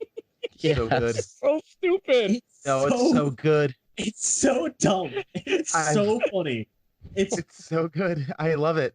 it's like I hated it. I so can't much. even begin to like. It's like a scene from like an anime, but like it's like a scene from an anime that's played up comically over the top, but it's played in the game as like 100% serious. It's like so weird. what's that one movie, the Way of the Gun or something, where they're just like on each side of a trash can and they just Oh, keep yeah. popping up and missing each other. Oh, yeah. Naked Gun is what you're talking Naked Gun, about. yeah. Where they're like 3 feet away from each other. Yeah, that's exactly what it's like. Oh man, I'm glad you said. I watched. This is a tangent, but I watched all 3 Naked Guns again recently, and they hold up as being. I mean, you have to get over the fact that OJ's a murderer, but Oh, yeah. other than that, Never it's still convicted. very, very funny movie. Oh, since this never comes up, I have a quick thing I want to say about OJ, because we're having our tangent. This needs to be Wow. said. Okay, so last year I met a random guy that was trying to tell me OJ was innocent, and I remember just looking at him. He's like, OJ was innocent, and I'm just like, what? Yeah, I know. no, he thought OJ was guilty, but R. Kelly was innocent. Maybe that was it. That's even Either weirder. way, I That's even remember worse. looking at him like, okay. Yeah, I just wanted to say that. I can't say who he was or where it was, but I am going to say I just remember looking at him like, It was Well, if the glove don't fit, you must acquit. Truth. but back to what we should be talking about. I just need to say that. It was like my one opportunity to say it on this podcast, so it had to be said. You got to get those ththings out, man. You got to get those things out. This is No. we're That's- reveal the that's only way we wonderful could talk game about surviving R. Kelly was to mask it as a Fear Effect podcast. Okay, and when you get upstairs in this brothel, and it's when I want to say it's like she the leader of the brothel. That's the one that goes into the whole like demon thing. Do you even fight her? I can't even remember. Yeah. Yeah. You you I fight don't even Madam remember Chen. this game. Don't you have to use like something in your inventory to diffuse her shields and then you shoot her? Yes, you kill Yeah. the heartbeat ladies. I'm watching too much Yu-Gi-Oh! That come in, that spawn in the room, and they drop something that you use on her shield and you have to do one of the things we hadn't mentioned yet in this game. The inventory management is hell when you're in a hurry. It's It's pretty You have bullshit. to bullshit. press circle and keep pressing circle to get to the item that you want while everything is happening around you. Then press triangle, and if you happen to miss it, you better press circle all the way through all your items. And they expect you to do this in between killing something to hit her, in between her attacking you, to take down her shield to shoot her. I mean, I didn't care that infinite health, but oh my god, this game was bad. Oh, I would hard. put it on par with like Overblood's menu as being as bad as I that. never played Overblood yet. It's funny you mentioned that game. Huh? Yeah, it's maybe you'll get to experience it soon. Who knows? I know. Oh, this part will either be cut out or left in, depending on how much Mike wants to cheese. Like I will hear next tomorrow. Okay, I Yes. just remembered that after you kill her, you have the harpy ladies running all over the brothel, which were annoying me because I used so much ammo, and then I realized, why am I shooting these and I can just run past them? Yeah. Well, why Yeah. would you run past them when you could roll past them? Yeah, exactly. You can roll past anything. I would roll like I either had issues or something because I would try to roll and I'd fail a lot of times. Before. Fail from rolling? Really? Like, because if you don't press forward when you're rolling, she won't roll. And every time I would roll in the wrong direction or something, and then I stopped caring. I had cheat codes. Then I You're also just had like, the cheat code where they die in one hit, so I really didn't care. You're like the fat kid from Hook, but you were just out of control. Or a fat roll in Dark Souls. Yeah, or Dark Souls. You know, Dark Souls. Dark I Souls. so want to do Dark Souls on this Hook is podcast, a but we beloved can only movie do by one everybody. But never happening. Bangarang Mike, but it's cool. It's cool. You know, whatever. I didn't get your reference. I bypassed it You haven't seen Hook? a long time ago in a galaxy far, far away. Fucking watch Hook. Hook is amazing. Everyone should stop. Everyone stop listening to the podcast and go watch Hook. And then We'll wait here in real time. We won't. You don't have to pause it. We'll wait in real time for an hour and 20 minutes, just quietly. Just pull over on the side of the road. It's fine, and you just Yeah. pop it up on your phone. you know, since you mentioned that, why do I always see random cars pull over on the freeway? They're watching Hook. They're all watching Hook. That's the Like, right answer. That's the right Every answer. single one of them is like, you know what I haven't seen in a while? Hook. Sasho, you know what? We don't need to get to Grandma's house immediately. Bangarang. Let's stop. Kids, you want to watch Hook? Yay! I don't want to watch Hook again. Many a road trip. I remember as a kid, we would stop on the side of the road and watch Hook. And after 9 hours of driving, stop and watch Hook, and then we'd get back on the road. Just Yeah, on the there's- side Speaking of of things that happen in hell, the next part of this game takes place in hell. But Well, hold on. Chinese, No. Wait, You yes. can't. Yeah, thank You you. can't thank skip Go to ahead. hell. You can't skip to cannot. hell. We have to talk about the arm. Yes. No, not just the arm. or- We got to talk Yeah, about they Deke's cut off his head. arm with a sword, right? Yes. Okay. So you're as ahead. Glass. You are sneaking around the brothel still. You're just sneaking around. You've killed Madam Chen, and you're just keeping going on. You're trying to find Wei Ming. You're trying to find all the other people. You don't really have a goal in this because Wei Ming's off doing her own thing, and I don't know why you're all going around the brothel in the first place, aside from looking for Wei Ming. Like you could just Where's wait the cops? outside. I don't know why you're not just waiting. Here. But you're sneaking around. It's like a scene out of Kill Bill. Out of nowhere, Mr. Lamb, the head of the triad, shows up with a fucking sword and cuts your arm off. Yep. Like it is the I can't even describe how shocking it is. Yeah. It happens so suddenly out of nowhere that you think that like when I played it, I was like, oh, I failed. There was some event that I failed, and that's why that happened. I didn't realize that was part of the story. It's so out of nowhere. It's weird. At the same time. Yeah, go ahead. At the same time as your arm is getting cut off, in another part of the brothel, I keep saying brothel, Deke is getting fucking decapitated. Who killed Deke? Oh, that's right. The lady, the demon lady. Oh yeah, she ripped off his head when he walks in there. You don't kill Madam Chin. You just like beat her and she turns into a demon and flies off. Right. Okay. So yeah, Madam Chin is like she like tears half your head off. Right. She tears half your head off and it ends up impaled on a spike. Yes. And it is so good. And I remember thinking, I'm like, they just killed 2 characters. They killed 2/3 of my friends. We are at essentially level 4 of a game with, I would say, like 12 levels. Yes. And 2/3 of your party is dead. Yeah. It's like also this. It's like something I expect from like the opening of a Final Fantasy game, not this. It's just like it was great. It was a very effective. It's a really effective pair of scenes because it's extremely visceral out of nowhere in a game that hasn't been that visceral up to this point. Like it hasn't been horribly violent. I mean, there's like demons and stuff going around, but it's like kind of it's almost bloodless. Yeah. All of a sudden, it's like arm is gone, head is in half, moving on, and and blood like it turns into Kill Bill. Like your arm gets cut off, blood is all over the place. Wait, doesn't she jump into a hole to get to hell too? Okay, yeah. So 2/3 of your party is dead. This last night, I remember nothing of what we're talking about. I don't understand. I guess my brain was like, oh, you don't ever need this in here. Got that tight story, Mike. You don't remember that tight story? So 2/3 of your people are dead. You have no choice but to play as Hana at this point because it's like Hana's great, and Hana doesn't know at this point. Hana is like as the audience, but Hana as a character does not realize that the only 2 people that she's working with have been murdered violently, as far as you know. So you're still dressed up like one of the prostitutes. You come across Wei Ming. She gets taken by Madam Chen, and like Madam Chen like picks up some of Deke's blood and like splashes it in her face, and all the girls turn into demons. Oh, we skipped all that. Yeah, just had to get past that because that's also something that happens. It's so shocking, the arm and Deke getting killed, that the rest of this part is like, okay, I guess this is just happening too. Like you're just kind of working your way through it. You end up papering over the zombie prostitutes. Yes. Yeah. That's literally what we just did. We just said, the zombie prostitutes. We all know that's gonna happen. So how about that head?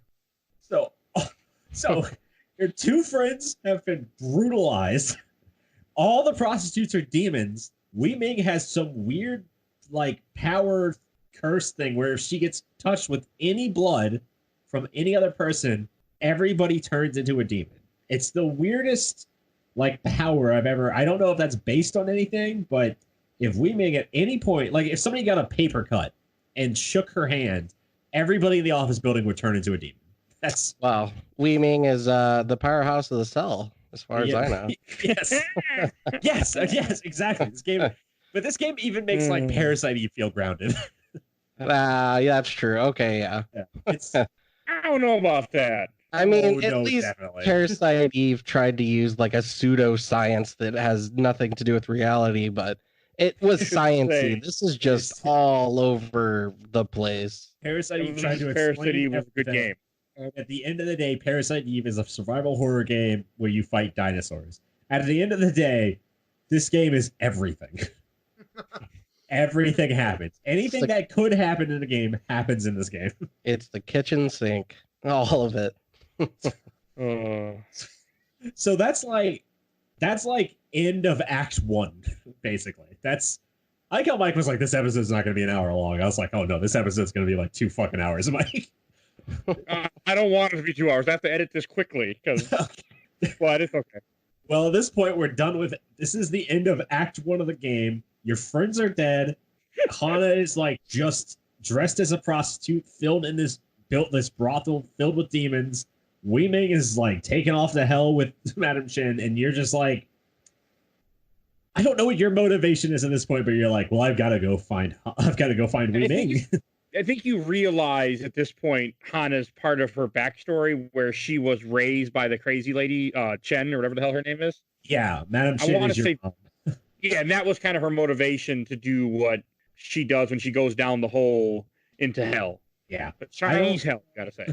I don't know I can't remember if you know at this point that Madam Chin is her mom or if she knows, but it's like kind of hinted at. And it's like, does Hana recognize her or? I think you know too. I think, God, there's some lines where it's like, it's like you get the impression that like Madam Chin knows you as Hana, yes. But I don't think they outright say like, this is my mother. No, she calls by a different name. Yeah. Right? Yeah. She calls by a different name. There's like a matronly relationship. They have a connection that goes back, but I don't think it's clear that there's an actual maternal thing going on. Okay. Right. I didn't even like, oh, Madam Chin. Now that she's her mother. I thought she was just kind of like her motherly figure or something because she. No, she mentioned, she just says like, I know what you used to be, and now you're not that anymore, but to me you still are, and that's all she says. That's basically it. Okay. Yeah, it's like, okay, how the fuck?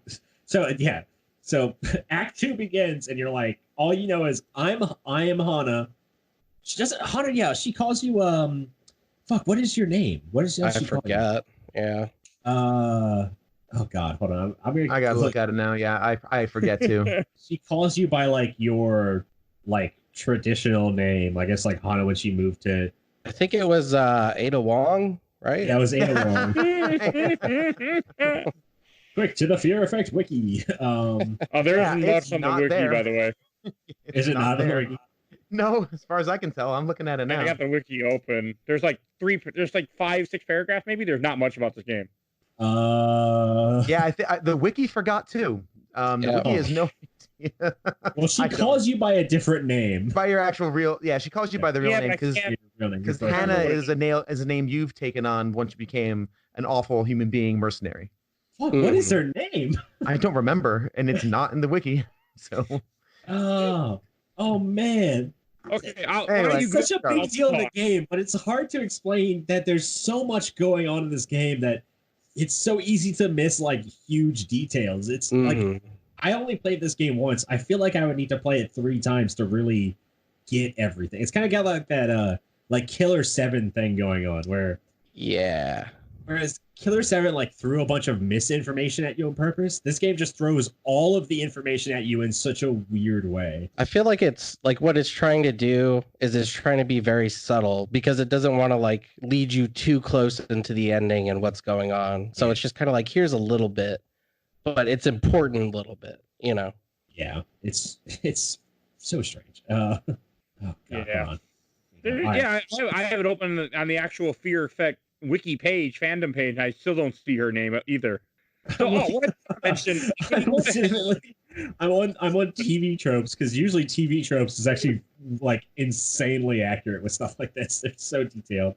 All right, what I do want to say though is in hell, I did like fight these freaking like mind flare looking enemies. That that's what it gets like. I liked it. I know this is. I didn't realize this when I was first playing through it, but it's supposed to be a very Chinese take of what they see hell as in that culture and religion.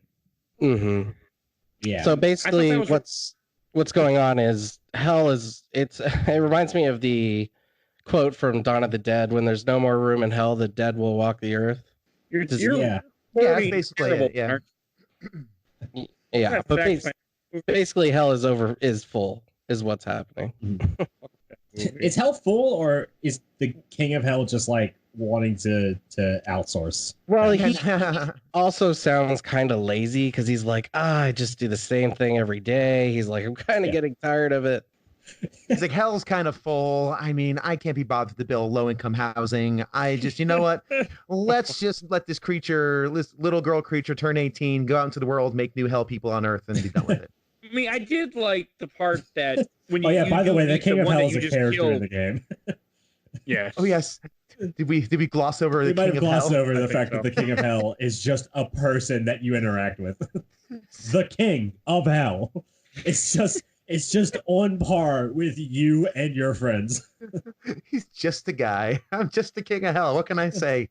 I was kind of born into the role. I mean, He's my he like hands you a business card. He's like, here's my business card. You can call me Mr. Wong, King of Hell. I mean, I need to get new ones made. I know they're kind of crappy, but you know. They're written in like Sanskrit.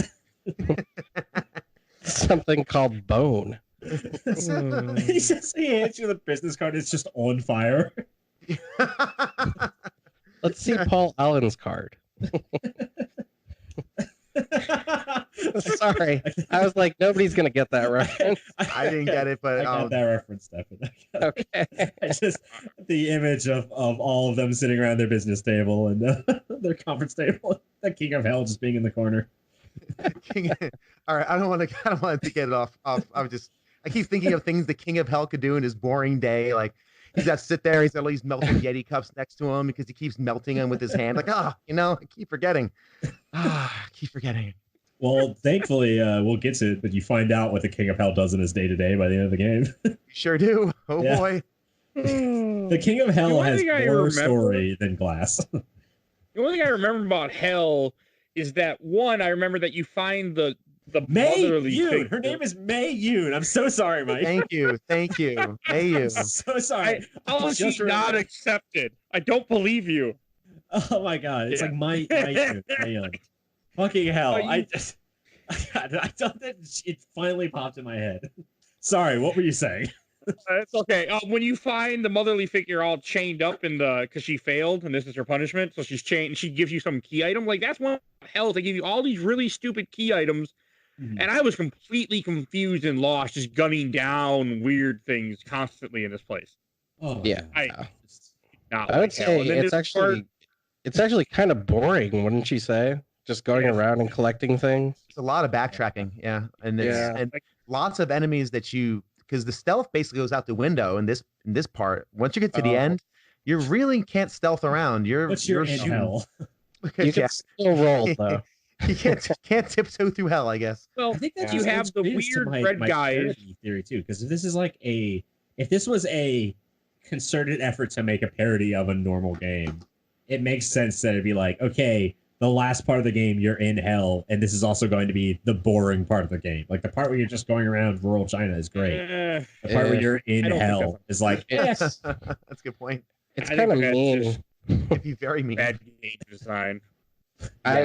Did anyone else notice that the all the enemies in hell are just skeleton gingers? yeah. Oh, the puppet thingies. Yeah, I And was they have like, mutated whoa. dogs too. Oh yeah. Yeah. One of the boss fight in hell is just Deke because he's been killed. So, and since Well, he's a murderer, okay, hold on. Before hell, you talk about Deke, we have to Yes. talk about the meat locker because that will Yes. get us to Deke. Yes. Mhm. Before Okay. because you fight. Okay. Because you fight Deke as a certain character. We have to talk about how that character gets there. Glass, yeah. All right. Well, after they decapitate his arm, or not decapitate, after they cut off Glass's After arm, they stick him on a decapitate meat his hook. arm. I know. As I said it, I'm like, that doesn't sound correct. I think technically you could say after they disembody his arm. That technically is Yes. after they So after disembody they his arm. decapitate his arm, and they hang him on a meat hook, and I just don't understand. Wouldn't there be a big, like, I thought he was dead, all of a sudden he opens his eyes, and I'm thinking to myself, shouldn't he be bleeding from the meat hook shoved in his back, not just Or be like, from- I'm all right. Or from the arm. They never. It's not They like they put cut him his in arm the off and put a freezer. tourniquet on it. They cut his arm off and left him bleeding on the floor for quite a bit. Put him on a He meat had hook. pretty- He'd be dead within minutes. Minutes. It's Even now. They it's don't very resolve that. Evil Dead is what it is. Yes. That is what it is. Yes. Yes. Exactly. Yeah. Who's laughing now? That was It's not exactly me. my explanation. Like, oh, Evil Dead. Yeah, that's basically what this is. Fine. Move on. And my favorite part about Glass being on the meat hook is that at some point when you're playing as Hana, you come across him, and you're like, "Oh, Glass, how could this have happened?" There's like that like video game movie kind of like light sexual tension, where it's like, "Oh, like I can't believe this happened to you of all people," even though like they don't have any romantic interest in each other either. It's just some weird. All of a sudden, there's this weird tension between Hana and his body.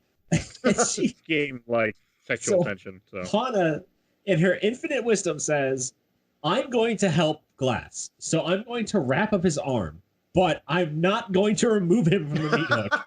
She wraps his arm up and leaves him hanging on the meat hook. He'll be able to get out of this fine, which he does. Which he does. When he wakes up, he just goes, "Ugh," and he literally jumps off the meat hook and He is hoists ready to him- fight. He hoists wouldn't you himself be in off the meat terrible hook. pain in real life if that happened? Yeah. Mhm. Well, first of all, your arm would be gone, so you go into shock and assume some miracle. Let's assume some miracle happens and you don't bleed out. You'd go into shock, you'd pass out. Then they put you on the meat hook. The meat hook, you'd have your entire weight on the meat hook, so it would just be like tearing your muscles and shit. Okay, wait. So here's my question. What's that stuff in Metal Gear Solid 3 that you use to stop bleeding? Would that work on it? What's it called? The spray, the white spray. It's like a real medical thing, though, isn't it? Yeah. Well, Yeah. yes, it's. Oh god, what is that shit called? It is used in the military, but it's not like a magic thing. Like, it only works sometimes. Oh. It depends on the wound. I mean, legitimately, it does. It's not like a gel. I know what you're talking about. It looks like shaving cream. Yeah. Coagulant? It is a I don't- coagulant. Yeah. Yeah, it makes your blood coagulate it. Yeah. It's. Oh man, I don't know what that stuff is called. You know, we had Google, right? I'm looking it up right now, but I don't know what to call it. I'm looking at like military first aid gel. Snake eater stuff. First aid spray. Resident Evil is the first option. Of course it is. There's some stuff that's just called first aid spray. That'd be funny if he just pulled out like a bottle of gel and on it said sexual tension and he just sprayed it on there. There's nothing that I didn't. I Except, legitimately speaking do of not know sexual what that tension stuff with is this called. game, it's the second one that looks like it goes really deep into it, but I don't want. We'll talk about someday, maybe. Who knows? Oh yeah, I saw that screenshot. I'm not mentioning it, but yes. It's pretty But gross. I do want to. In Hell, I don't remember a whole lot of Hell other than wandering around, doing stupid puzzles, opening doors, and I do remember when you do fight Deke, which I want to talk about. I actually had to put more cheat codes into that fight because I had no ammo, even though I've been grabbing all the little paper ammo things that the enemies drop and burn them in the fire. I just had no ammo because when you're playing as Glass and you're wandering through the tunnel, he doesn't have access to that fire. And I'm assuming there was another one, but I never found it. I never did either. Okay, so it wasn't just me then. All right, I'll take that. And it just confused me. You find it? It is called hemostatic spray. Ah, Yeah, that's Yeah. what it is. Like we should have known that. Really? I feel You like know- I would never have known that. Well, we all played Snake Eater at one point, right? we have. I have. I know. Hemostatic spray or styptic. There you go. I really want to play Snake Eater I now. don't know. I call it the stuff from Serenity. Don't ask me. I really It's want Snake now. It's the stuff from the end of Serenity. As far as I'm concerned, that's what it's called. Well, you live in Arizona. I'm sure you can go outside and find one somewhere. Start walking the desert. They'll find you. Don't worry. I'm sure that's how it works, right? Yeah, wait till summer. I'll have snakes at the fucking wazoo. I kill so many snakes. I have to kill so many fucking snakes, man. I just We wanna- have Go ahead. Go ahead. legitimately. I have two shovels. Okay, I have a shovel for digging, and then I have a flathead shovel. Its specific purpose in my life is to kill snakes. It says that on there, Snake Killer. It's the best tool I have at my disposal to cut the head off a fucking water moccasin. All right. So you're trying to tell me you're tired of all these motherfucking snakes in motherfucking Virginia? That what you're trying to tell me? Yes. Yeah. Well, as I live in a swamp, so I kill so many water moccasins on like a monthly basis at least. Fair enough. Aren't they really dead too? Yeah, they're very poisonous. Venomous. Oh, Sorry, okay. they're venomous. They name Yeah. them water moccasins. So if you get bit by one, you just find some blue herbs and mix them together? Or that doesn't work, Yes, yeah. I just start eating all the local fauna that I find. Yes. I'm sure you'll be okay. I'm I just sure. start shoving all the fucking every animal, bug, and plant I find. I just start shoving in my mouth. I'm like, surely one of these will help me. I eat poison mushrooms. Yeah, we have poison mushrooms too. We have poison mushrooms. We have black widows. We have brown recluses. We have fucking water moccasins. We have fucking diamondback, diamond head rattlesnakes now too, which is fun. Those You know move how into the stable area. I am? Yeah, clearly you don't work. Clearly you don't work for the Department of Tourism there. Right? Clearly you're not like, come on by. Yeah, we usually don't tell tourists about all the dangerous animals. Yes, right. They're not that dangerous. They'll just kill you if you don't do anything about it.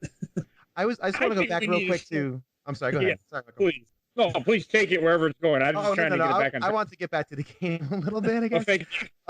There's actually a really neat thing. This is actually one of the cool things I thought it brought up was the idea of burning things. So people in hell, because I guess the idea, and I'm not sure if this is part of a mythology or something else. I'll paper over. I believe this is part of like some Chinese tradition. Okay, yeah, the idea that people in hell are just kind of waiting for a judgment, I guess, of some sort. Yeah, they're waiting for judgment. So people in the living side of the world will actually burn things that make it their way to hell. I think it's a really cool idea or concept to introduce, because that's a lot of the last part of the game is burning things, right? The paper, all the paper stuff you have to burn and everything else. So I think that's a really neat concept. And again, I didn't realize that was an actual thing before we had this conversation, but right. And it ties into the themes very well of like, well, this is hell. Everything should be burning for a reason. So it kind of gives it a reason. This game teaches you things. I'm learning a lot. I'm learning quite a bit. This game legitimately I really teaches hate you. the series. So, and now do we want to now talk about, so we've covered Glass in his arm. He finds out, takes himself off the hook, says, "Oh, I'm actually alive with a missing arm." Doesn't really acknowledge it at all. And then just walks down the nearest hole he can find. Okay, I'm just gonna walk to hell, I guess, with no context, no explanation of where that thing is going. He sees a hole, says, "Oh, that's nice." It's very silent hell. And he just walks in the hole. If someone cut my arm off and put me on a meat hook and I woke up on the meat hook and somehow got off of it and saw a hole to hell, I'd be like, yeah, that's probably where I should go. I'm probably dead, right? Like, what else? Yeah. What else have I got to lose? I wouldn't think I'm alive, I'm going to go to a hospital. I would think I am dead. I have died. There's no way I survived that. This is the hole to hell. I'm supposed to go here. I mean, clearly that was his fapping hand, so he's got nothing to live for. Oh my God. My favorite part about that is like, you still can roll around all the enemies and just just see like the red arm flapping around. I'm pretty sure you can still wield an assault rifle. Yes, with one hand. Yeah, I don't think they'll let you dual wield the pistols anymore, though. I don't think it won't let you. Right? You can. It would be very funny if somehow you could. I don't put anything past this game, to be honest with you. I don't put anything away from the realm of impossibility that this sets up. But we can't let more time go without talking about horror deek. Oh my God. Thank you. Horror deek. Oh man, that's my boy. I'm shipping some horror deek. He is so good. We mentioned way earlier that this game has some very light, fun tone to it with some very extreme dark moments. When you come across Deke, it is like the darkest moment in the game, mixed with, and I shit you not, I don't know when this came out, but there's an accidental reference to bad gay porn acting in this. Wow. Okay. During their scene. I did not expect this to be where we were going. This whole episode didn't go where I thought it would go. So hey, I'm just along for the ride at this point. Have you not seen bad gay porn acting on YouTube? No. I have not. No. Oh my God. Yeah, it's people just like, I don't know who does it. It's just a guy who like takes all of these like bad acting scenes out of gay porn and just puts them up, and they're so fucking funny and bad. At one point, it's like a soap opera scene, and the guy's like, "I never should have picked you up off that street corner," and the guy turns around and just goes, "But you did."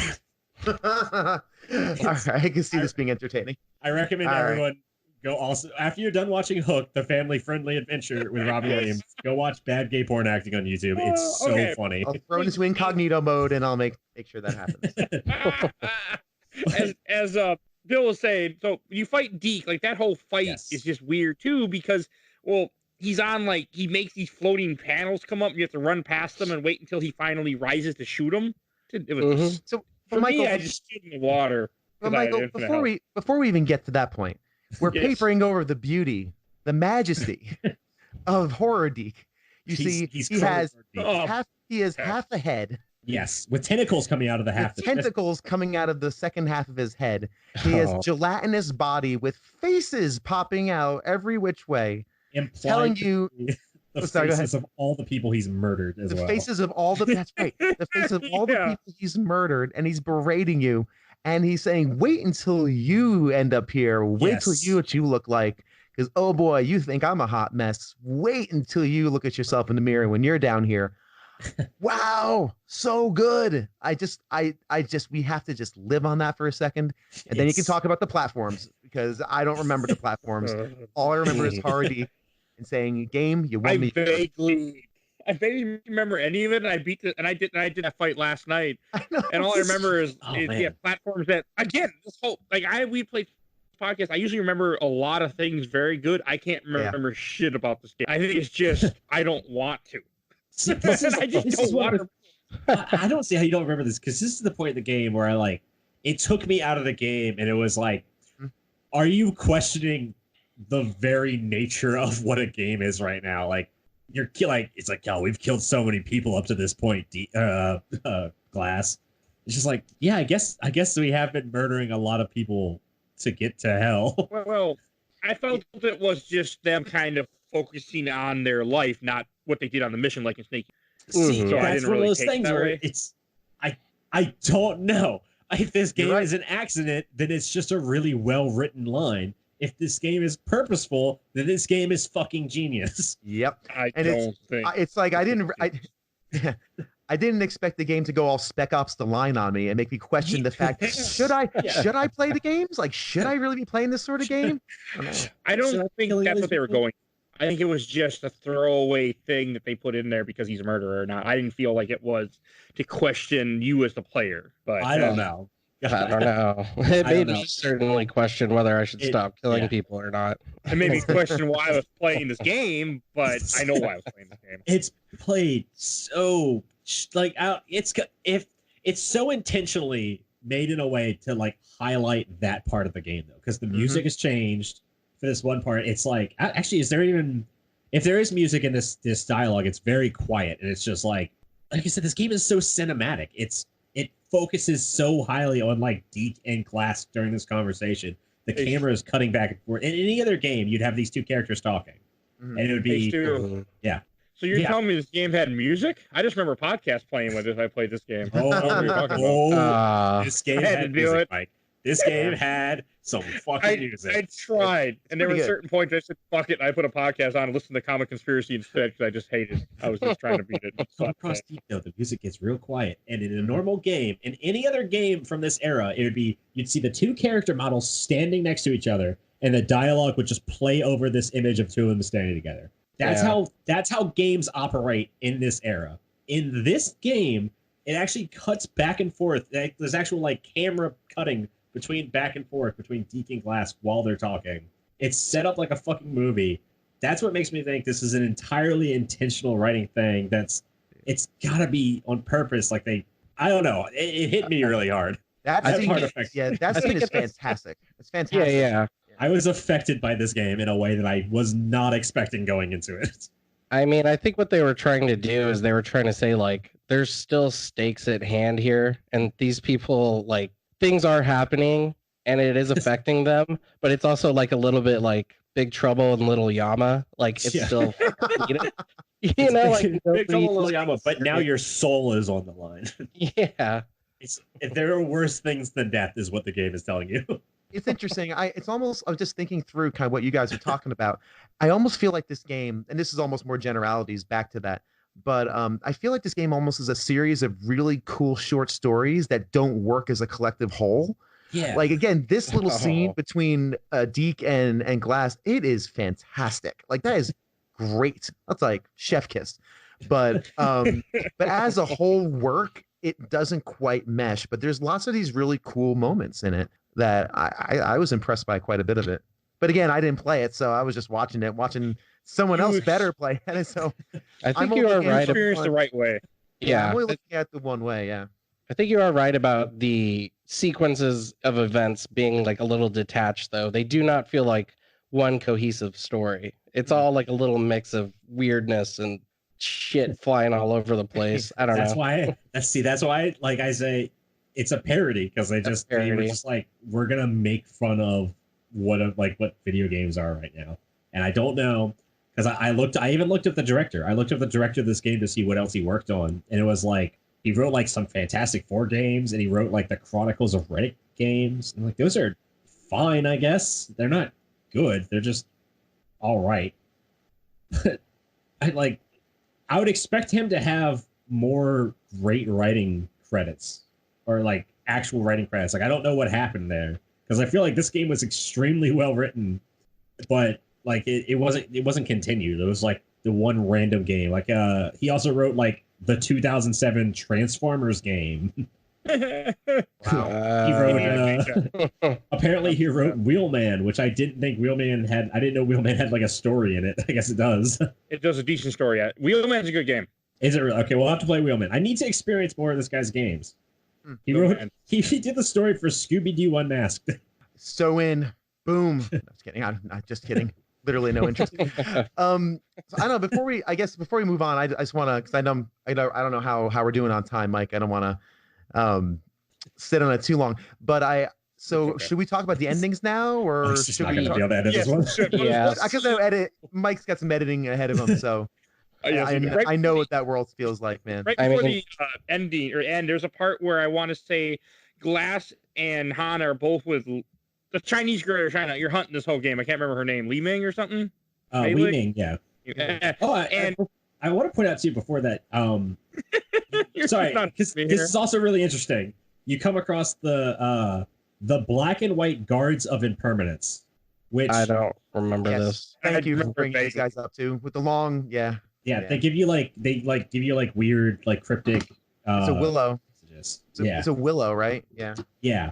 Those are also real deities in Really? Yeah, those are real deities in Chinese folklore. Okay, that's cool. I wonder if the deities in Chinese folklore have giant serpentine tongues that come out of mouths that never move. They do. Those guys do.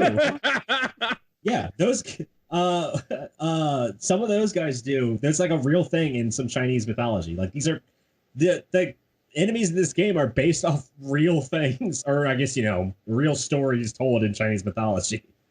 That's crazy. I didn't even know that. That's cool. This game is on par with the accuracy of the God of War series.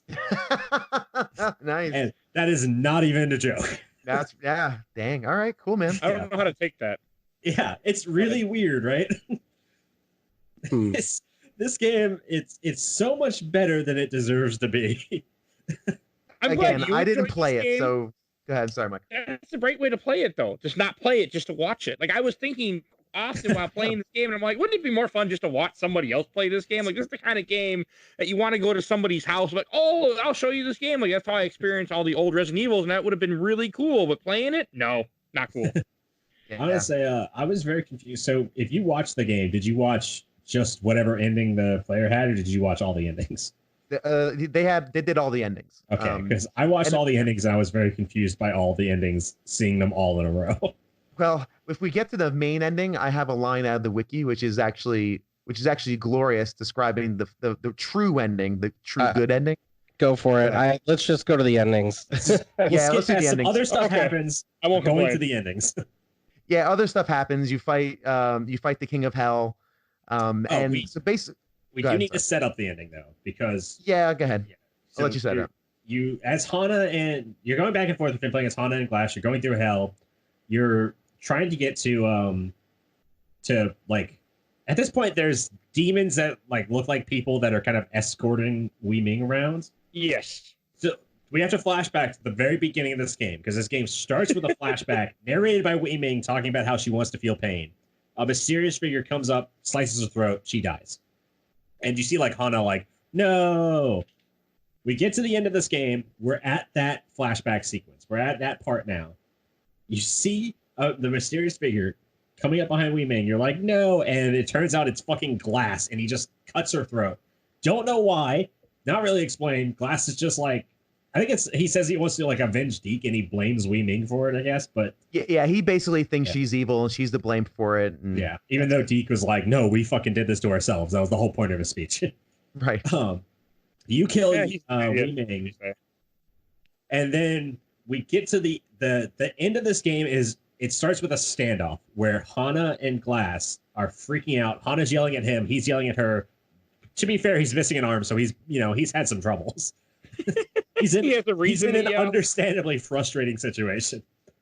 And they point their guns at each other, and at this point, you get one of 5 different endings. Correct. There's 5? There's 5. Yep. I thought there were 3. There's 2 bad endings for each character, and then the really good ending if you beat it on hard. Yeah, I can tell you I didn't beat it on hard mode because, yeah. So that's how we get to the endings. Each ending starts with them pointing their guns at each other, taking away someone else because I don't even know. So okay, for what you go, Bill. Okay, so basically, I have to remember this properly, but so you can either choose between whether you think Glass or Hana should die, right? So you basically have these 2 choices, and they're standing together with guns drawn, and you decide whether or not you believe, because Hana is saying, no, we need to protect the girl, we need to stop the prophecy, and Glass is like, no, kill the girl because she's evil and she's bad. Yeah. Depending on which one you choose, you get a different boss fight. Yeah. I forget. Really interesting. Yep. You get a different one. If you choose, I didn't even know that. Yep. You get a different boss fight. I don't remember which one is which. I think if you Go ahead. I'm sorry. Oh, the one for Hana is the Chinese. I want to say the Chinese father, but it's like a red thing that shoots big laser beams at you, which doesn't make any sense. And it's shoot Mr. blue Lamb. demon-looking thing. That's his Mr. name, Lamb, not that's it. Chinese Yeah, guy. it's Mr. Lamb who becomes like weird. Another Lovecraftian Yeah. destroyer demon. Yeah. It's kind of a cool fight, though. I didn't hate it. I watched them all, and I thought all of them were interesting. Yeah, fine. Yeah. And then, and whether or not you lose or win that fight, you get a different ending. And then the same thing goes for Glass. If you decide to kill Glass as Hana to save her, I think then you fight the King of Hell. Is that right? Yes. I think so, yeah. I think, and again, Or is it the King of Hell or is it Madam Chen? Oh, you're right, Madam Chen. I'm sorry. Yes. Yeah. I think my preferred. I think it's King of Hell. Sorry, this is very confusing. It is extremely confusing. I wish I had written it down. But basically, you get different endings. Listener, if you want to see the endings, go online. I encourage it.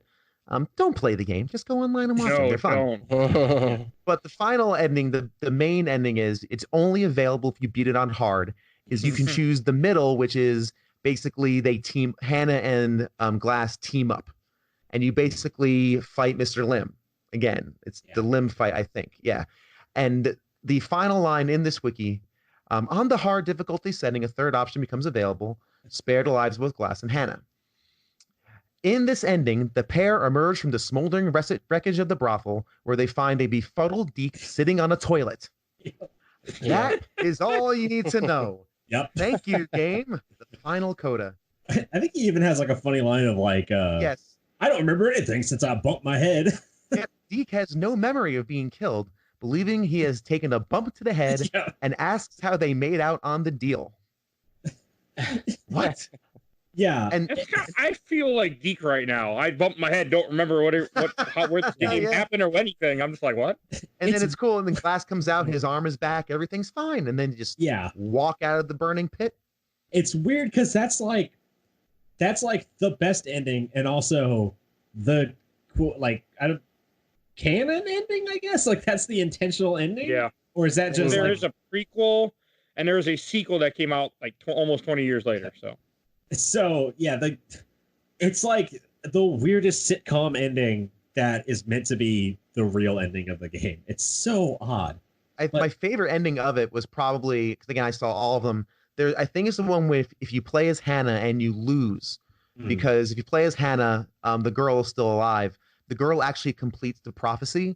Yes. And then they show her coming out like into the regular world, ready to start devouring souls and start, because the idea of the girl is if you look into her eyes, you see yourself or you see the state of your soul and something along those lines. So basically she's going to start filling up Earth with these souls because clearly hell is full and the King of Hell has I don't know, man. It's just been a rough week. I don't want to deal with this housing And problem. who's the king of hell again? King of hell? The Yeah, king who's of hell the is king of hell? Jin. The king of hell is Jin. The King of hell guy is from the Jin. beginning of the game who gets killed is the king of hell. Oh, sorry. Did I miss that one too? I There's missed a that lot too. going on King this of game. hell. Mike, you thought you were gonna be done in an hour. I'm sorry, did. man. That's That's okay. not gonna... Mike was done an hour ago, so. But like I said, that was my favorite of the endings because that's a pretty cool concept. Again, this demon girl now walking around with black eyes, just sucking up souls. When we started this, I was like, yeah, we'll have this done in an hour. We've been now recording for hour and 42 minutes before edited, and I'm like, oh, that did not work out. I watched all the endings too, and I actually quite enjoyed all of them except for one. I think it was the Glass bad ending, where you kill Hannah and then you die as Glass, and it's like the same thing where it's like the prophecy is fulfilled, but because you were playing as Glass, you don't really get like the Hannah story, and the Hannah story and the Wee Ming story are so tied together that it's like, this one's like a little lackluster, but all the other ones I felt were fairly interesting stuff. Very short. Very short. Glass's good ending isn't a good ending. Glass's good ending is you kill Wee Ming, you kill the King of Hell, everyone's dead, you leave, and you have the paper. So at some point during this giant thing that's happening at the end, you find out that Wee Ming was sacrificed, sent to hell. Then the King of Hell took one of those like little little paper figures that they burned. One of those ended up in hell. He took that and he used that to create Wee Ming again. Because you find out at some point in the game that Wee Ming was in hell. She's back. She just wants to get back down to hell. Like she says the line that says like, "That's where I belong. That's where I need to be. I shouldn't be here." And which is also a very interesting, weird part of the game that we didn't talk about. But no time. That's okay. So yeah, No time. He's got this paper doll that Wee Ming was created out of, and he's got this strange line about it where he's like I guess this will I guess this is my new ticket to fortune or something. And it's like, is Glass then going to create like another prophecy with this paper doll? I didn't understand that one, but I was like, that's kind of weird, but not in a bad way. Well, I think that with that one, because Mr. Lamb built his fortune by doing something with these paper things, by burning them. That's how he built his fortune somehow, some way. I don't remember how or why, but that's what I think it was linked up to. It was like, oh, I now have the thing Mr. Lamb used to, like, I don't know, gain untold power. But I don't even remember how that was a blind spot in this. That was Glass's good ending. That was his good ending is how he's going to restart the cycle to make himself powerful. These are terrible, terrible people. Not one good among them. It fits the game. It does. Yeah. It fits the game that we don't have. We have protagonists, but we have no heroes. We don't even have anti-heroes. We have villains that are just, they happen to be like helping the world purely because it also helps them. That's right. There's not a single pure motivation in the group. Yep. No. They're like that's just like Ghostbusters. It's just their job. They're not trying to save the world. They're not bad people. These are bad people. All I have to say is, if you have enough money and you need a job done, hire these fucking mercenaries. Because even if literally if hell breaks loose, they will still complete the job. Listen, 1 arm, 2 arms, doesn't matter. They're getting the job done. Only one of them will come back covered in blood, but they'll get results. Damn it. Yeah. What was the real quick? I just want to ask, what was the ending where the prophecy still comes true and like all the demons go onto Earth, but then Hana ends up just like going back up to Earth and like killing all the demons? Yeah, that was her good ending. Okay, yeah. that was my favorite ending. Yeah. She's just like sitting there, like it's basically like Doom. She just goes back up there and just starts massacring everything. Like you said, like Doom. My first thought was Hana's Buffy the Vampire Slayer ending. She becomes the Demon Slayer. But I like to imagine that like she's only doing it because she knows she can get paid for it. Man. I think we should move on to comments. Questions, memories, comments. I got a few. Okay. First one from Joey Rosenberger. He said, never played the game, but I watched the Death Slash Game Over compilation. That's the right way to play this game, sir. Don't play it. Just watch it. I saw that. Stefan and Bill. Stefan played part of it. Even though Stefan was the bastard that made us play this. I think this is one of those shaking my games fist at the where microphone.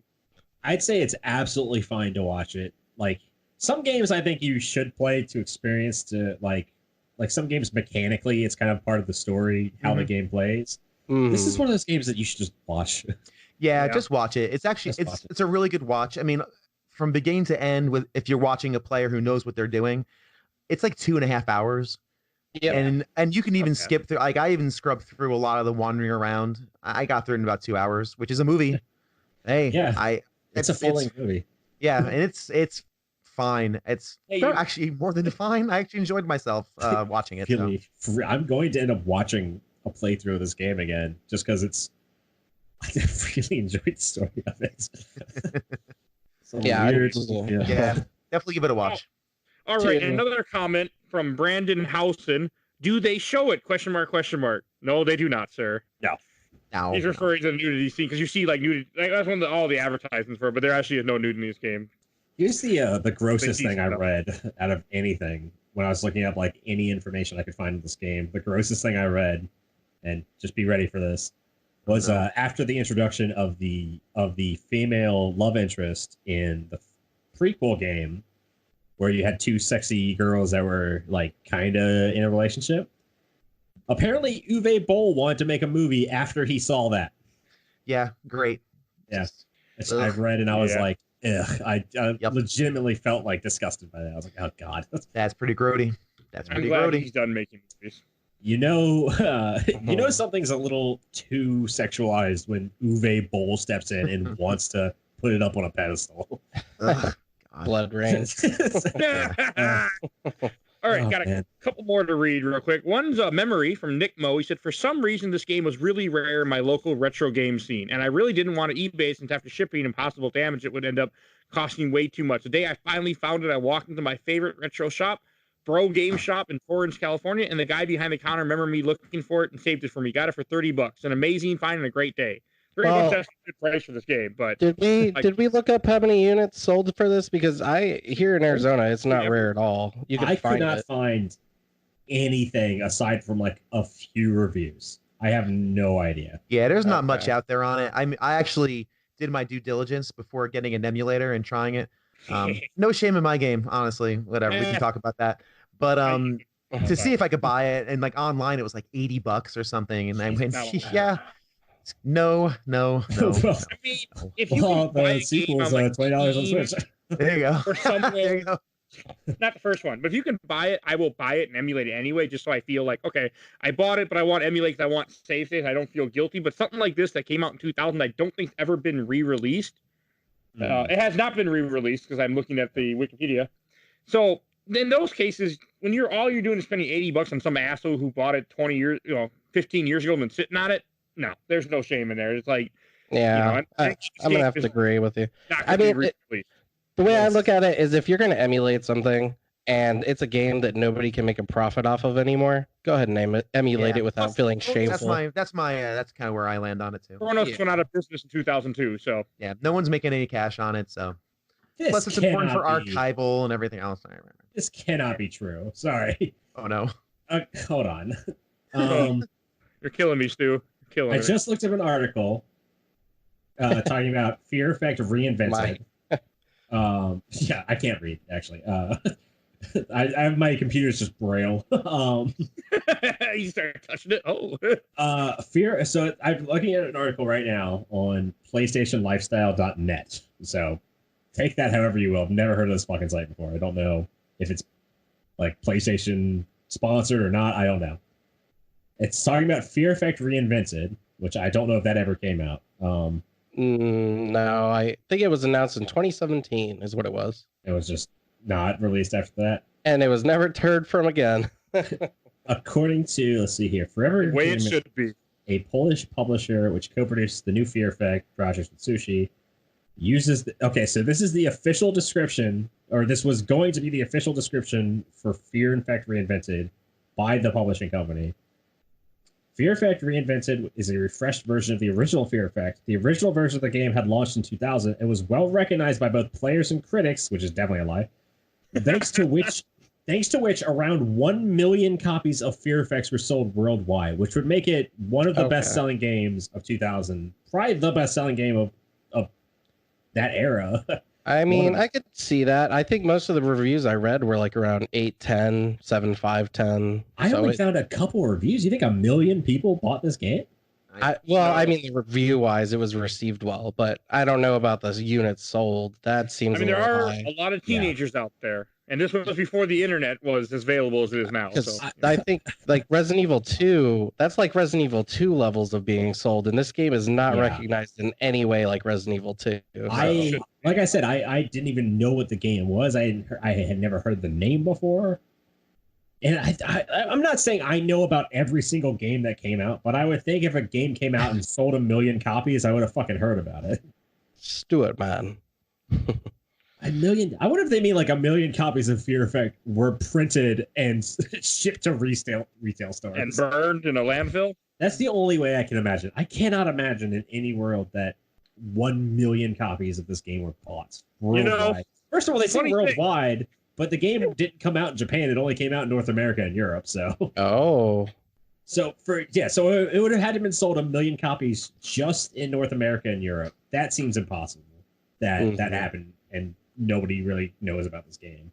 Oh, I do have 3 things I want to read, and we're gonna wrap up the Shelfer box. I'm taking over. From Luke Beatty said, I totally loved this game when I was in middle school. I played through it in a second time immediately after the first time. I finished it once. I found out I needed to beat it on the hardest difficulty to get the best ending option. It was super hard, but I felt like it was worth it, at least at the time. I mean, maybe. I beat it once, and I don't even remember. It's already leaving my memory as we're speaking, so hey. 2 more things. One from Joe Shiwei. I bought 1 million copies of this game. Said, I love this game. I would like to see it get the Resident Evil treatment. You know, I could be okay with that. 100% agree. Well, I don't know. I'll talk about it in my Shelfer box. All right. Last thing I'm reading from Misha Argo. He said music on the title menu was fire. I didn't hear it. Weird tonal shift from the tower segment, which was futuristic and cyberpunk, to the later parts in a more jungle, rural, and otherworldly setting. Yeah. 3 characters with different viewpoints was interesting. I think it had branching story paths too. It doesn't, but the story moves around. Branching. Kind of. The endings are like where it would branch. Yeah, the only branching is the ending, yeah. Which, I mean, technically is... The use of FMV to try to add more immersive and realistic graphics was innovative and interesting, and was an unusual contrast with the 2D character animation. Absolutely. Yeah, that's one of my favorite parts about it. Like I said, it looks great. And again, that FMV for backgrounds and fire and smoke and all that is very effective and really clever. It looks great. I mean, it's a great looking game for sure. Would you put this on par with like a Suda 51 game? Like no. That kind of... No. Really, you wouldn't? The cell shading, sure. I mean, the cell shading and even the tone, again, the absolute bonkers, batshit crazy tone. I think draw some lines, yeah. Like I think I would. I think it's like just such a weird game that like Soda 51. I mean, he makes good games, but so many of his games are like weird in the right ways. Like they're wrong in the right way. Yeah, some of them. They're almost trashy in the wrong way. Yeah, in the right way rather. So I think 100% right. I think I would. Like I would like this game is better than like Michigan Report from Hell, I think. I still need to play that. It's a weird one. Mm-hmm. I don't know if I say it's better than like some of the Fatal Frames. I would also say it's definitely better than some of the Fatal Frames. That's a series with a lot of back and forth in my mind. I never played them, but I think we should move on to Shelfer Box. And Mike's like, please end this. Please let this. Yeah, Mike's like, we gotta move this along. Can you tell which of us is editing this episode? Yeah, I don't know if we're gonna make it an hour, and then now we're about 2 hours in. I'm like, God, I underestimated the ability of Stu. I would say don't even. Hey, part of me too, man. There's a lot to talk about this, man. But let's go ahead to. I would say don't even edit this one on. Oh, I have to. I can't. But okay, so I'm gonna put this game on the box because I never want to see this game again in my life. And why don't you put it in the box instead of on the box, Mike? I said I'm tired. Okay, I'm really tired. It's going in the box. I'm done. I mean, at times this game grabbed my interest, and I was like, okay, this is kind of cool. And then it just got to a point where I'm just like, it needs to end already. I mean, it didn't help that my week was super fucking busy, but also this game didn't do it for me. I mean, I'm kind of glad I played it because now it was always on the list, but I'm good. Never It's again. a 3-hour game, by the way. Yes. Yeah. Yeah, we never even mentioned that. Yeah. Yeah. I want to Never sing seen it Gilligan's unexplained. Island, but I'm just too tired to come up with a parody song right now. So it's going in the box. How about you, Bill?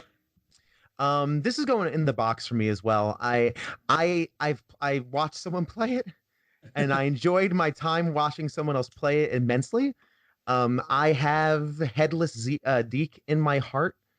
He's there. He's a part. I'm a part of him. He's a part of me. So I don't need to see this game ever again. But I thoroughly enjoyed my time with it. So in the box it goes for me. Okay. Nice. How about you, Stefan? Oh man. All right. All right. So this game is violent. It's super sexualized, and there's a ton of innuendo. And I'm kind of fine with all that. I'm fine with hell and demons and hot babes with smoking guns. God. One thing I'm not fine with, though, is absurd controls and bitchy boss fights. That shit pisses me off. You'll ignore my comment. Yeah. But It's like the Operation Raccoon City game. anyway, but I love all the designs of basically everything in this game, like from the enemies to the bosses to the characters to the cityscape, the planes in it, the trains, planes, and automobiles. Oh god. Anyway, Trains and Chinese demon gods. yeah. But it's clear that they went more for like style than polish with this one, and maybe it's also a sign of the times. There's your Prince reference, and it's kind of created a dilemma for me because I want to put this on my shelf for all the like hyper cel shaded cyberpunk things it did, but I don't want to because this game needed to be tweaked a bit. So it's hard to decide. I think what I'm going to say is something we've never done on the show. I think I'm just going to say I'm undecided. I don't know whether I should put it in the box or on the shelf. I'll help you. Put it in the box. Burn it. Yeah, maybe re-gift. I don't know. I'm To just someone gonna- you know who can see it once in a while, but not have it actually on your shelf. Yeah. So I think it's really weird, but I think I'm just gonna say I'm undecided. I love it and I hate parts of it, and I don't know where to put it. Hey, the gift you gave is some people who listen to this episode at some point will probably play this game after like, hey, I should try it out. So that's the gift you're giving. Yeah. You re-gifted it. I don't know what kind of fucking psychopath would listen to our show and listen to the last 2 hours of us describing this game and go, that sounds like a normal game. That sounds like fun. I'm going to play Yeah. that. How about you, Stu?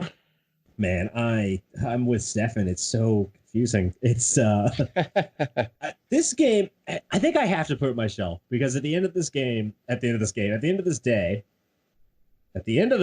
this game caused me to feel a lot of emotions. Like, Yeah. It's Anger, it's hate, suffering. definitely anger. Though some of those boss fights were fucking bullshit. Definitely anger, but also like legit. There were some legitimately deep moments in this game, and some legitimately fun moments in this game. Like Stefan said, there's so much in this to absolutely love. Like the weird cyberpunk mixed with the hellscapes, mixed with like actual accurate Chinese mythology. Yeah. It's so rare to see any Eastern mythology in anything, and to have a game that's based entirely around it from a company that isn't Chinese or Japanese. They just were interested in Chinese mythology. It's very strange. It is.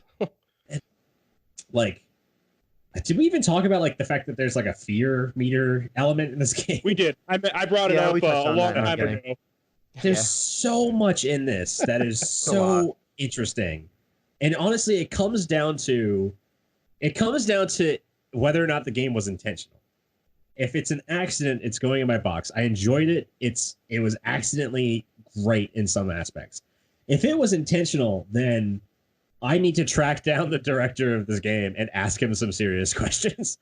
Because the fact that you go from like level 1 completely normal, we're going into this headquarters. We're gonna kidnap this girl. We're gonna go. By like level 4, all of your friends are dead. You're going to hell. That just doesn't happen. Like, you'll have games that start normal and get weird by the end of a tutorial, but you don't ever have that much of a shift across a single game, like, happening consistently. That's so odd. And just, like, the dialogue is so on the nose and weird. It's got that like Big Trouble in Little China vibe to it. I think I've got to put it on my shelf. I don't know. This game has really affected me. I really, really loved it, and I really, really hated it, and I feel a lot of things about it. So I think that means it has to go on my shelf. Nice. Okay. I like how Stu's like, did we talk about this thing? Mike's like, yes, we talked about all the things. I don't mind, but I could talk about this game for like a week and still have no idea. There's a lot going on. Yeah, there's a lot. A lot more than I thought. We only talked about like we talked for 2/3 of the time it takes to play the game. We probably only covered about 1/3 of the game. Yeah, we could talk about this game more than it would take to actually play it. Yes. Yeah, it's so odd. It's so out there. I don't. A lot. Who asked about the Resident Evil treatment, the remake for it? Somebody that I read. Somebody. I don't know if this game. I don't know if this game should get that. If it got a remake, I'd want it to get a remake in the style of like a 2003 game. I wouldn't want it to be like a modern game. I want this game to remain old. That sounds weird, but I don't want this game to be modern. I want it to be just like slightly more ahead of its time, or like slightly past time where they can just tweak some of the mechanics in there. Just like break up some of the boss fights. Not well, different game. No, if they do remake this game, I think they need to finally choose a side. Is it a parody or are they making a serious story? I hope it's a parody. I hope it's a parody. That's the hard part about this game. I really, really want it to be an intentional parody because then it's one of the best games I've ever played. Yeah. Spoiler alert, they're not remaking this game. No, they're not. Sadly, they are not. And sadly, I did not know about the fact that there was a Kickstarter for a reinvented game. Did not know about it. If I had, I would have put in all my money. All right, I think it's time to wrap up this podcast because I have to edit this eventually. And first, I want to thank Phil. A final thing, real quick, though, is just to anybody out there, because none of us really recommended this game. We all said that we were very confused by it, but yes, I would just tell all of our listeners now: don't play this game. Just watch it because it plays terribly. Yeah, I'll agree to that. Everything 100%. else about it is fantastic. The music, the writing is bad in the best way. Mm-hmm. It's like finding a really, really good bad movie. That's kind of what it's like. I'm actually going to watch Fear Effect 2 video now after I really need to now because I don't want to play it. I legitimately am going to buy. I saw a screenshot. I need to understand more, and I'm just like, what the fuck? And I need information I need of it. But that's all I'm going to say. For our listeners, we were also talking about the fact that Fear Effect Senna is on the Switch, and I'm definitely buying it as soon as this podcast is over. I like how we started this podcast, like, I might buy it. And now, I'm buying it. Definitely playing it now, because it's just, so much of this is so weird. Don't play it. Don't ever play it, but watch it and, like, watch somebody else play it, watch it online, and just experience it that way. And you'll get the full experience of the game that way, and it'll be fine. It's not like Halo where you need to kill 100 grunts so you have the feeling of killing 100 grunts. This game doesn't do that. It's just yeah. If you want, Mike, I can give you a link to the Let's Play that I watched. The guy who plays it knows everything about it, so there's no fluff or filler, and he does narrate a lot of it, but he shuts up during the important parts. Like it's perfect because he explains the controls, he explains a lot of the stuff that's going on, but then when it's the cool cinematic stuff, he shuts up. So it's exactly the way it should be experienced. Okay, that is the second one. This is the best commentary game ever. It's great. Yeah, so I'll send you the link to that, Mike. All right, cool. I'll definitely watch the second one because I really need to see it now. But I found out there's no cheat codes for the second one, and then all my interest went right out the window. I'm like, nope, I'm good. I can't remember if there's cheat codes in this game that I used to beat this game. I should at least say that. I mean, I kind of wish I had, but I didn't. I told Well, I'm you sure that they made this. I'm sure they made the second one better. I mean, it can't be as bad as this one, right? It came out a year later. You tell me, Stefan. You tell Just me. because you said that, Stefan. Just because you said that, we're playing the second game on the podcast. No, we're not. That was the deciding factor right I there. welcome this. Yes. Veto. It's on my list. All right, I think it's time to wrap this up. First, I want to thank Wait, one more thing I forgot. There's With no you, way. never end. I'm just kidding, Mike. First, I want to thank Bill for joining us for the third time. And Bill, do you want to give a quick plug where people can find you? Yeah, second time, but hey, I'm glad I made such an impression that I one more extra time appeared. Yeah, just I'm on Twitter, Bill Tucker TSP, and yeah, I occasionally post stuff, my writing stuff on the Well Read Mage, and hey, who knows, maybe a podcast coming next month. Again, I will let you all know so you guys can plug it We to the definitely will. winds, to this guys. And thanks again for having me, guys. I really appreciate it. Oh, thanks Yeah. for joining us for this Next time you're on clusterfuck. the podcast, we'll try to give you a normal game. Oh no, this was glorious. I am really glad I've been on two bizarre, one pleasant failure and one bizarre failure. I'm super happy with both of these. Okay, well, next time you go on, we'll bring out like something really. We'll bring out like Deadly Premonition then. There we go. You know what? If you guys decide to do a Spec Ops episode, I am so in. Just We should really do a I, Spec Ops episode. If we do Deadly Premonition, I'm going to message somebody and hope and pray. But Are you gonna message? yes, Not I'm scary. going to message Mike knows sweary, so. sort of. all right. Do you man. really? No, not really. But Okay, I was like, I'm fucking joking. Are you actually gonna get sweary? yes. I'm not joking about that part. He would definitely do that. This might not make it on the show. I don't know. I think this might get cut out. It all depends on what sweary says. That's going to be a while from now. Oh, You're planting Okay. seeds. Stu, do you want to plug our awesome music? Yes. Sorry, you caught me really off guard with that. I know. That was the plan. Our music is by Bulby, aka Mike Stoney, from his EP Bite the Bullet, and the song is called Cool Kids Squad. Thank you. Suck it, Mike. Also want to give another quick shout out to the podcast we mentioned earlier, the Mex Men. I had to think about like, wait a second, don't say it wrong this time. Don't give me the music plug and then get the run you wrote down wrong. Oh, Mm. I'm so Oh, tired. God. All right, so please give them a follow. You'll see a link in the show notes. Now I'm running out of things to say. Also, please follow us on Facebook, Instagram, Twitter, where I normally post pictures this week and maybe next week because I'm too damn busy. And I think I just realized I forgot to introduce what we're playing next week. That just dawned on me. Yeah. Not the first time it's happened. Yeah. I'm going to introduce what we're playing because it's my pick. We are playing Legend of Zelda: A Link to the Past next week. Yeah. Very nice. Very And we nice. have a super, as long as everything goes through, we have a very super special guest coming on next week. Yeah. I don't want to say just in case. And plus, I want to keep a surprise because I like surprises. Not really, but Yep. I so also want to mention real quick before we completely end it. this podcast never ends. It goes Yeah. on and my friends do. Well, this is an keep important up. one.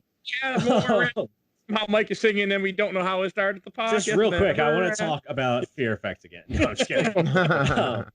I no promises here. This is just something that we're working on, but hopefully within the next month or so, you'll see some more stuff from the podcast from Stefan and I. We're working on some stuff outside that hopefully will make us. You mean the shirts? We're working on the shirts. I'm working on something else myself on the side that I don't want to mention yet. Okay, something I even know about, or I don't think I've told you about it. okay. I don't think I've told anybody about it. I don't know why I singled you out. Surprise. But I don't want to make any promises. But yeah, the next month, expect us to either talk more about that or have that stuff out there. Nice. And hopefully, we should have shirts up by our year anniversary. Oh, I'm gonna say not hopefully, we are. It's happening. Don't do that. It's happening. I'm putting the pressure on everyone else besides me. It's going to happen. Okay. that's on Stu mainly, actually. It's mainly on me. Exactly. I'm sorry for singling you out, Mike. It's okay. Oh, and one last thing, since we're somehow still here in the podcast and never ends. When you're listening to this recording, we have already hit 10,000 downloads. Yeah. As of this recording, we're at 9,997. We will be at 10K by the time you hear this, and when I publish this in about 24 hours. Suck on haters. I don't know how popular we have to get to have haters, but just for future reference.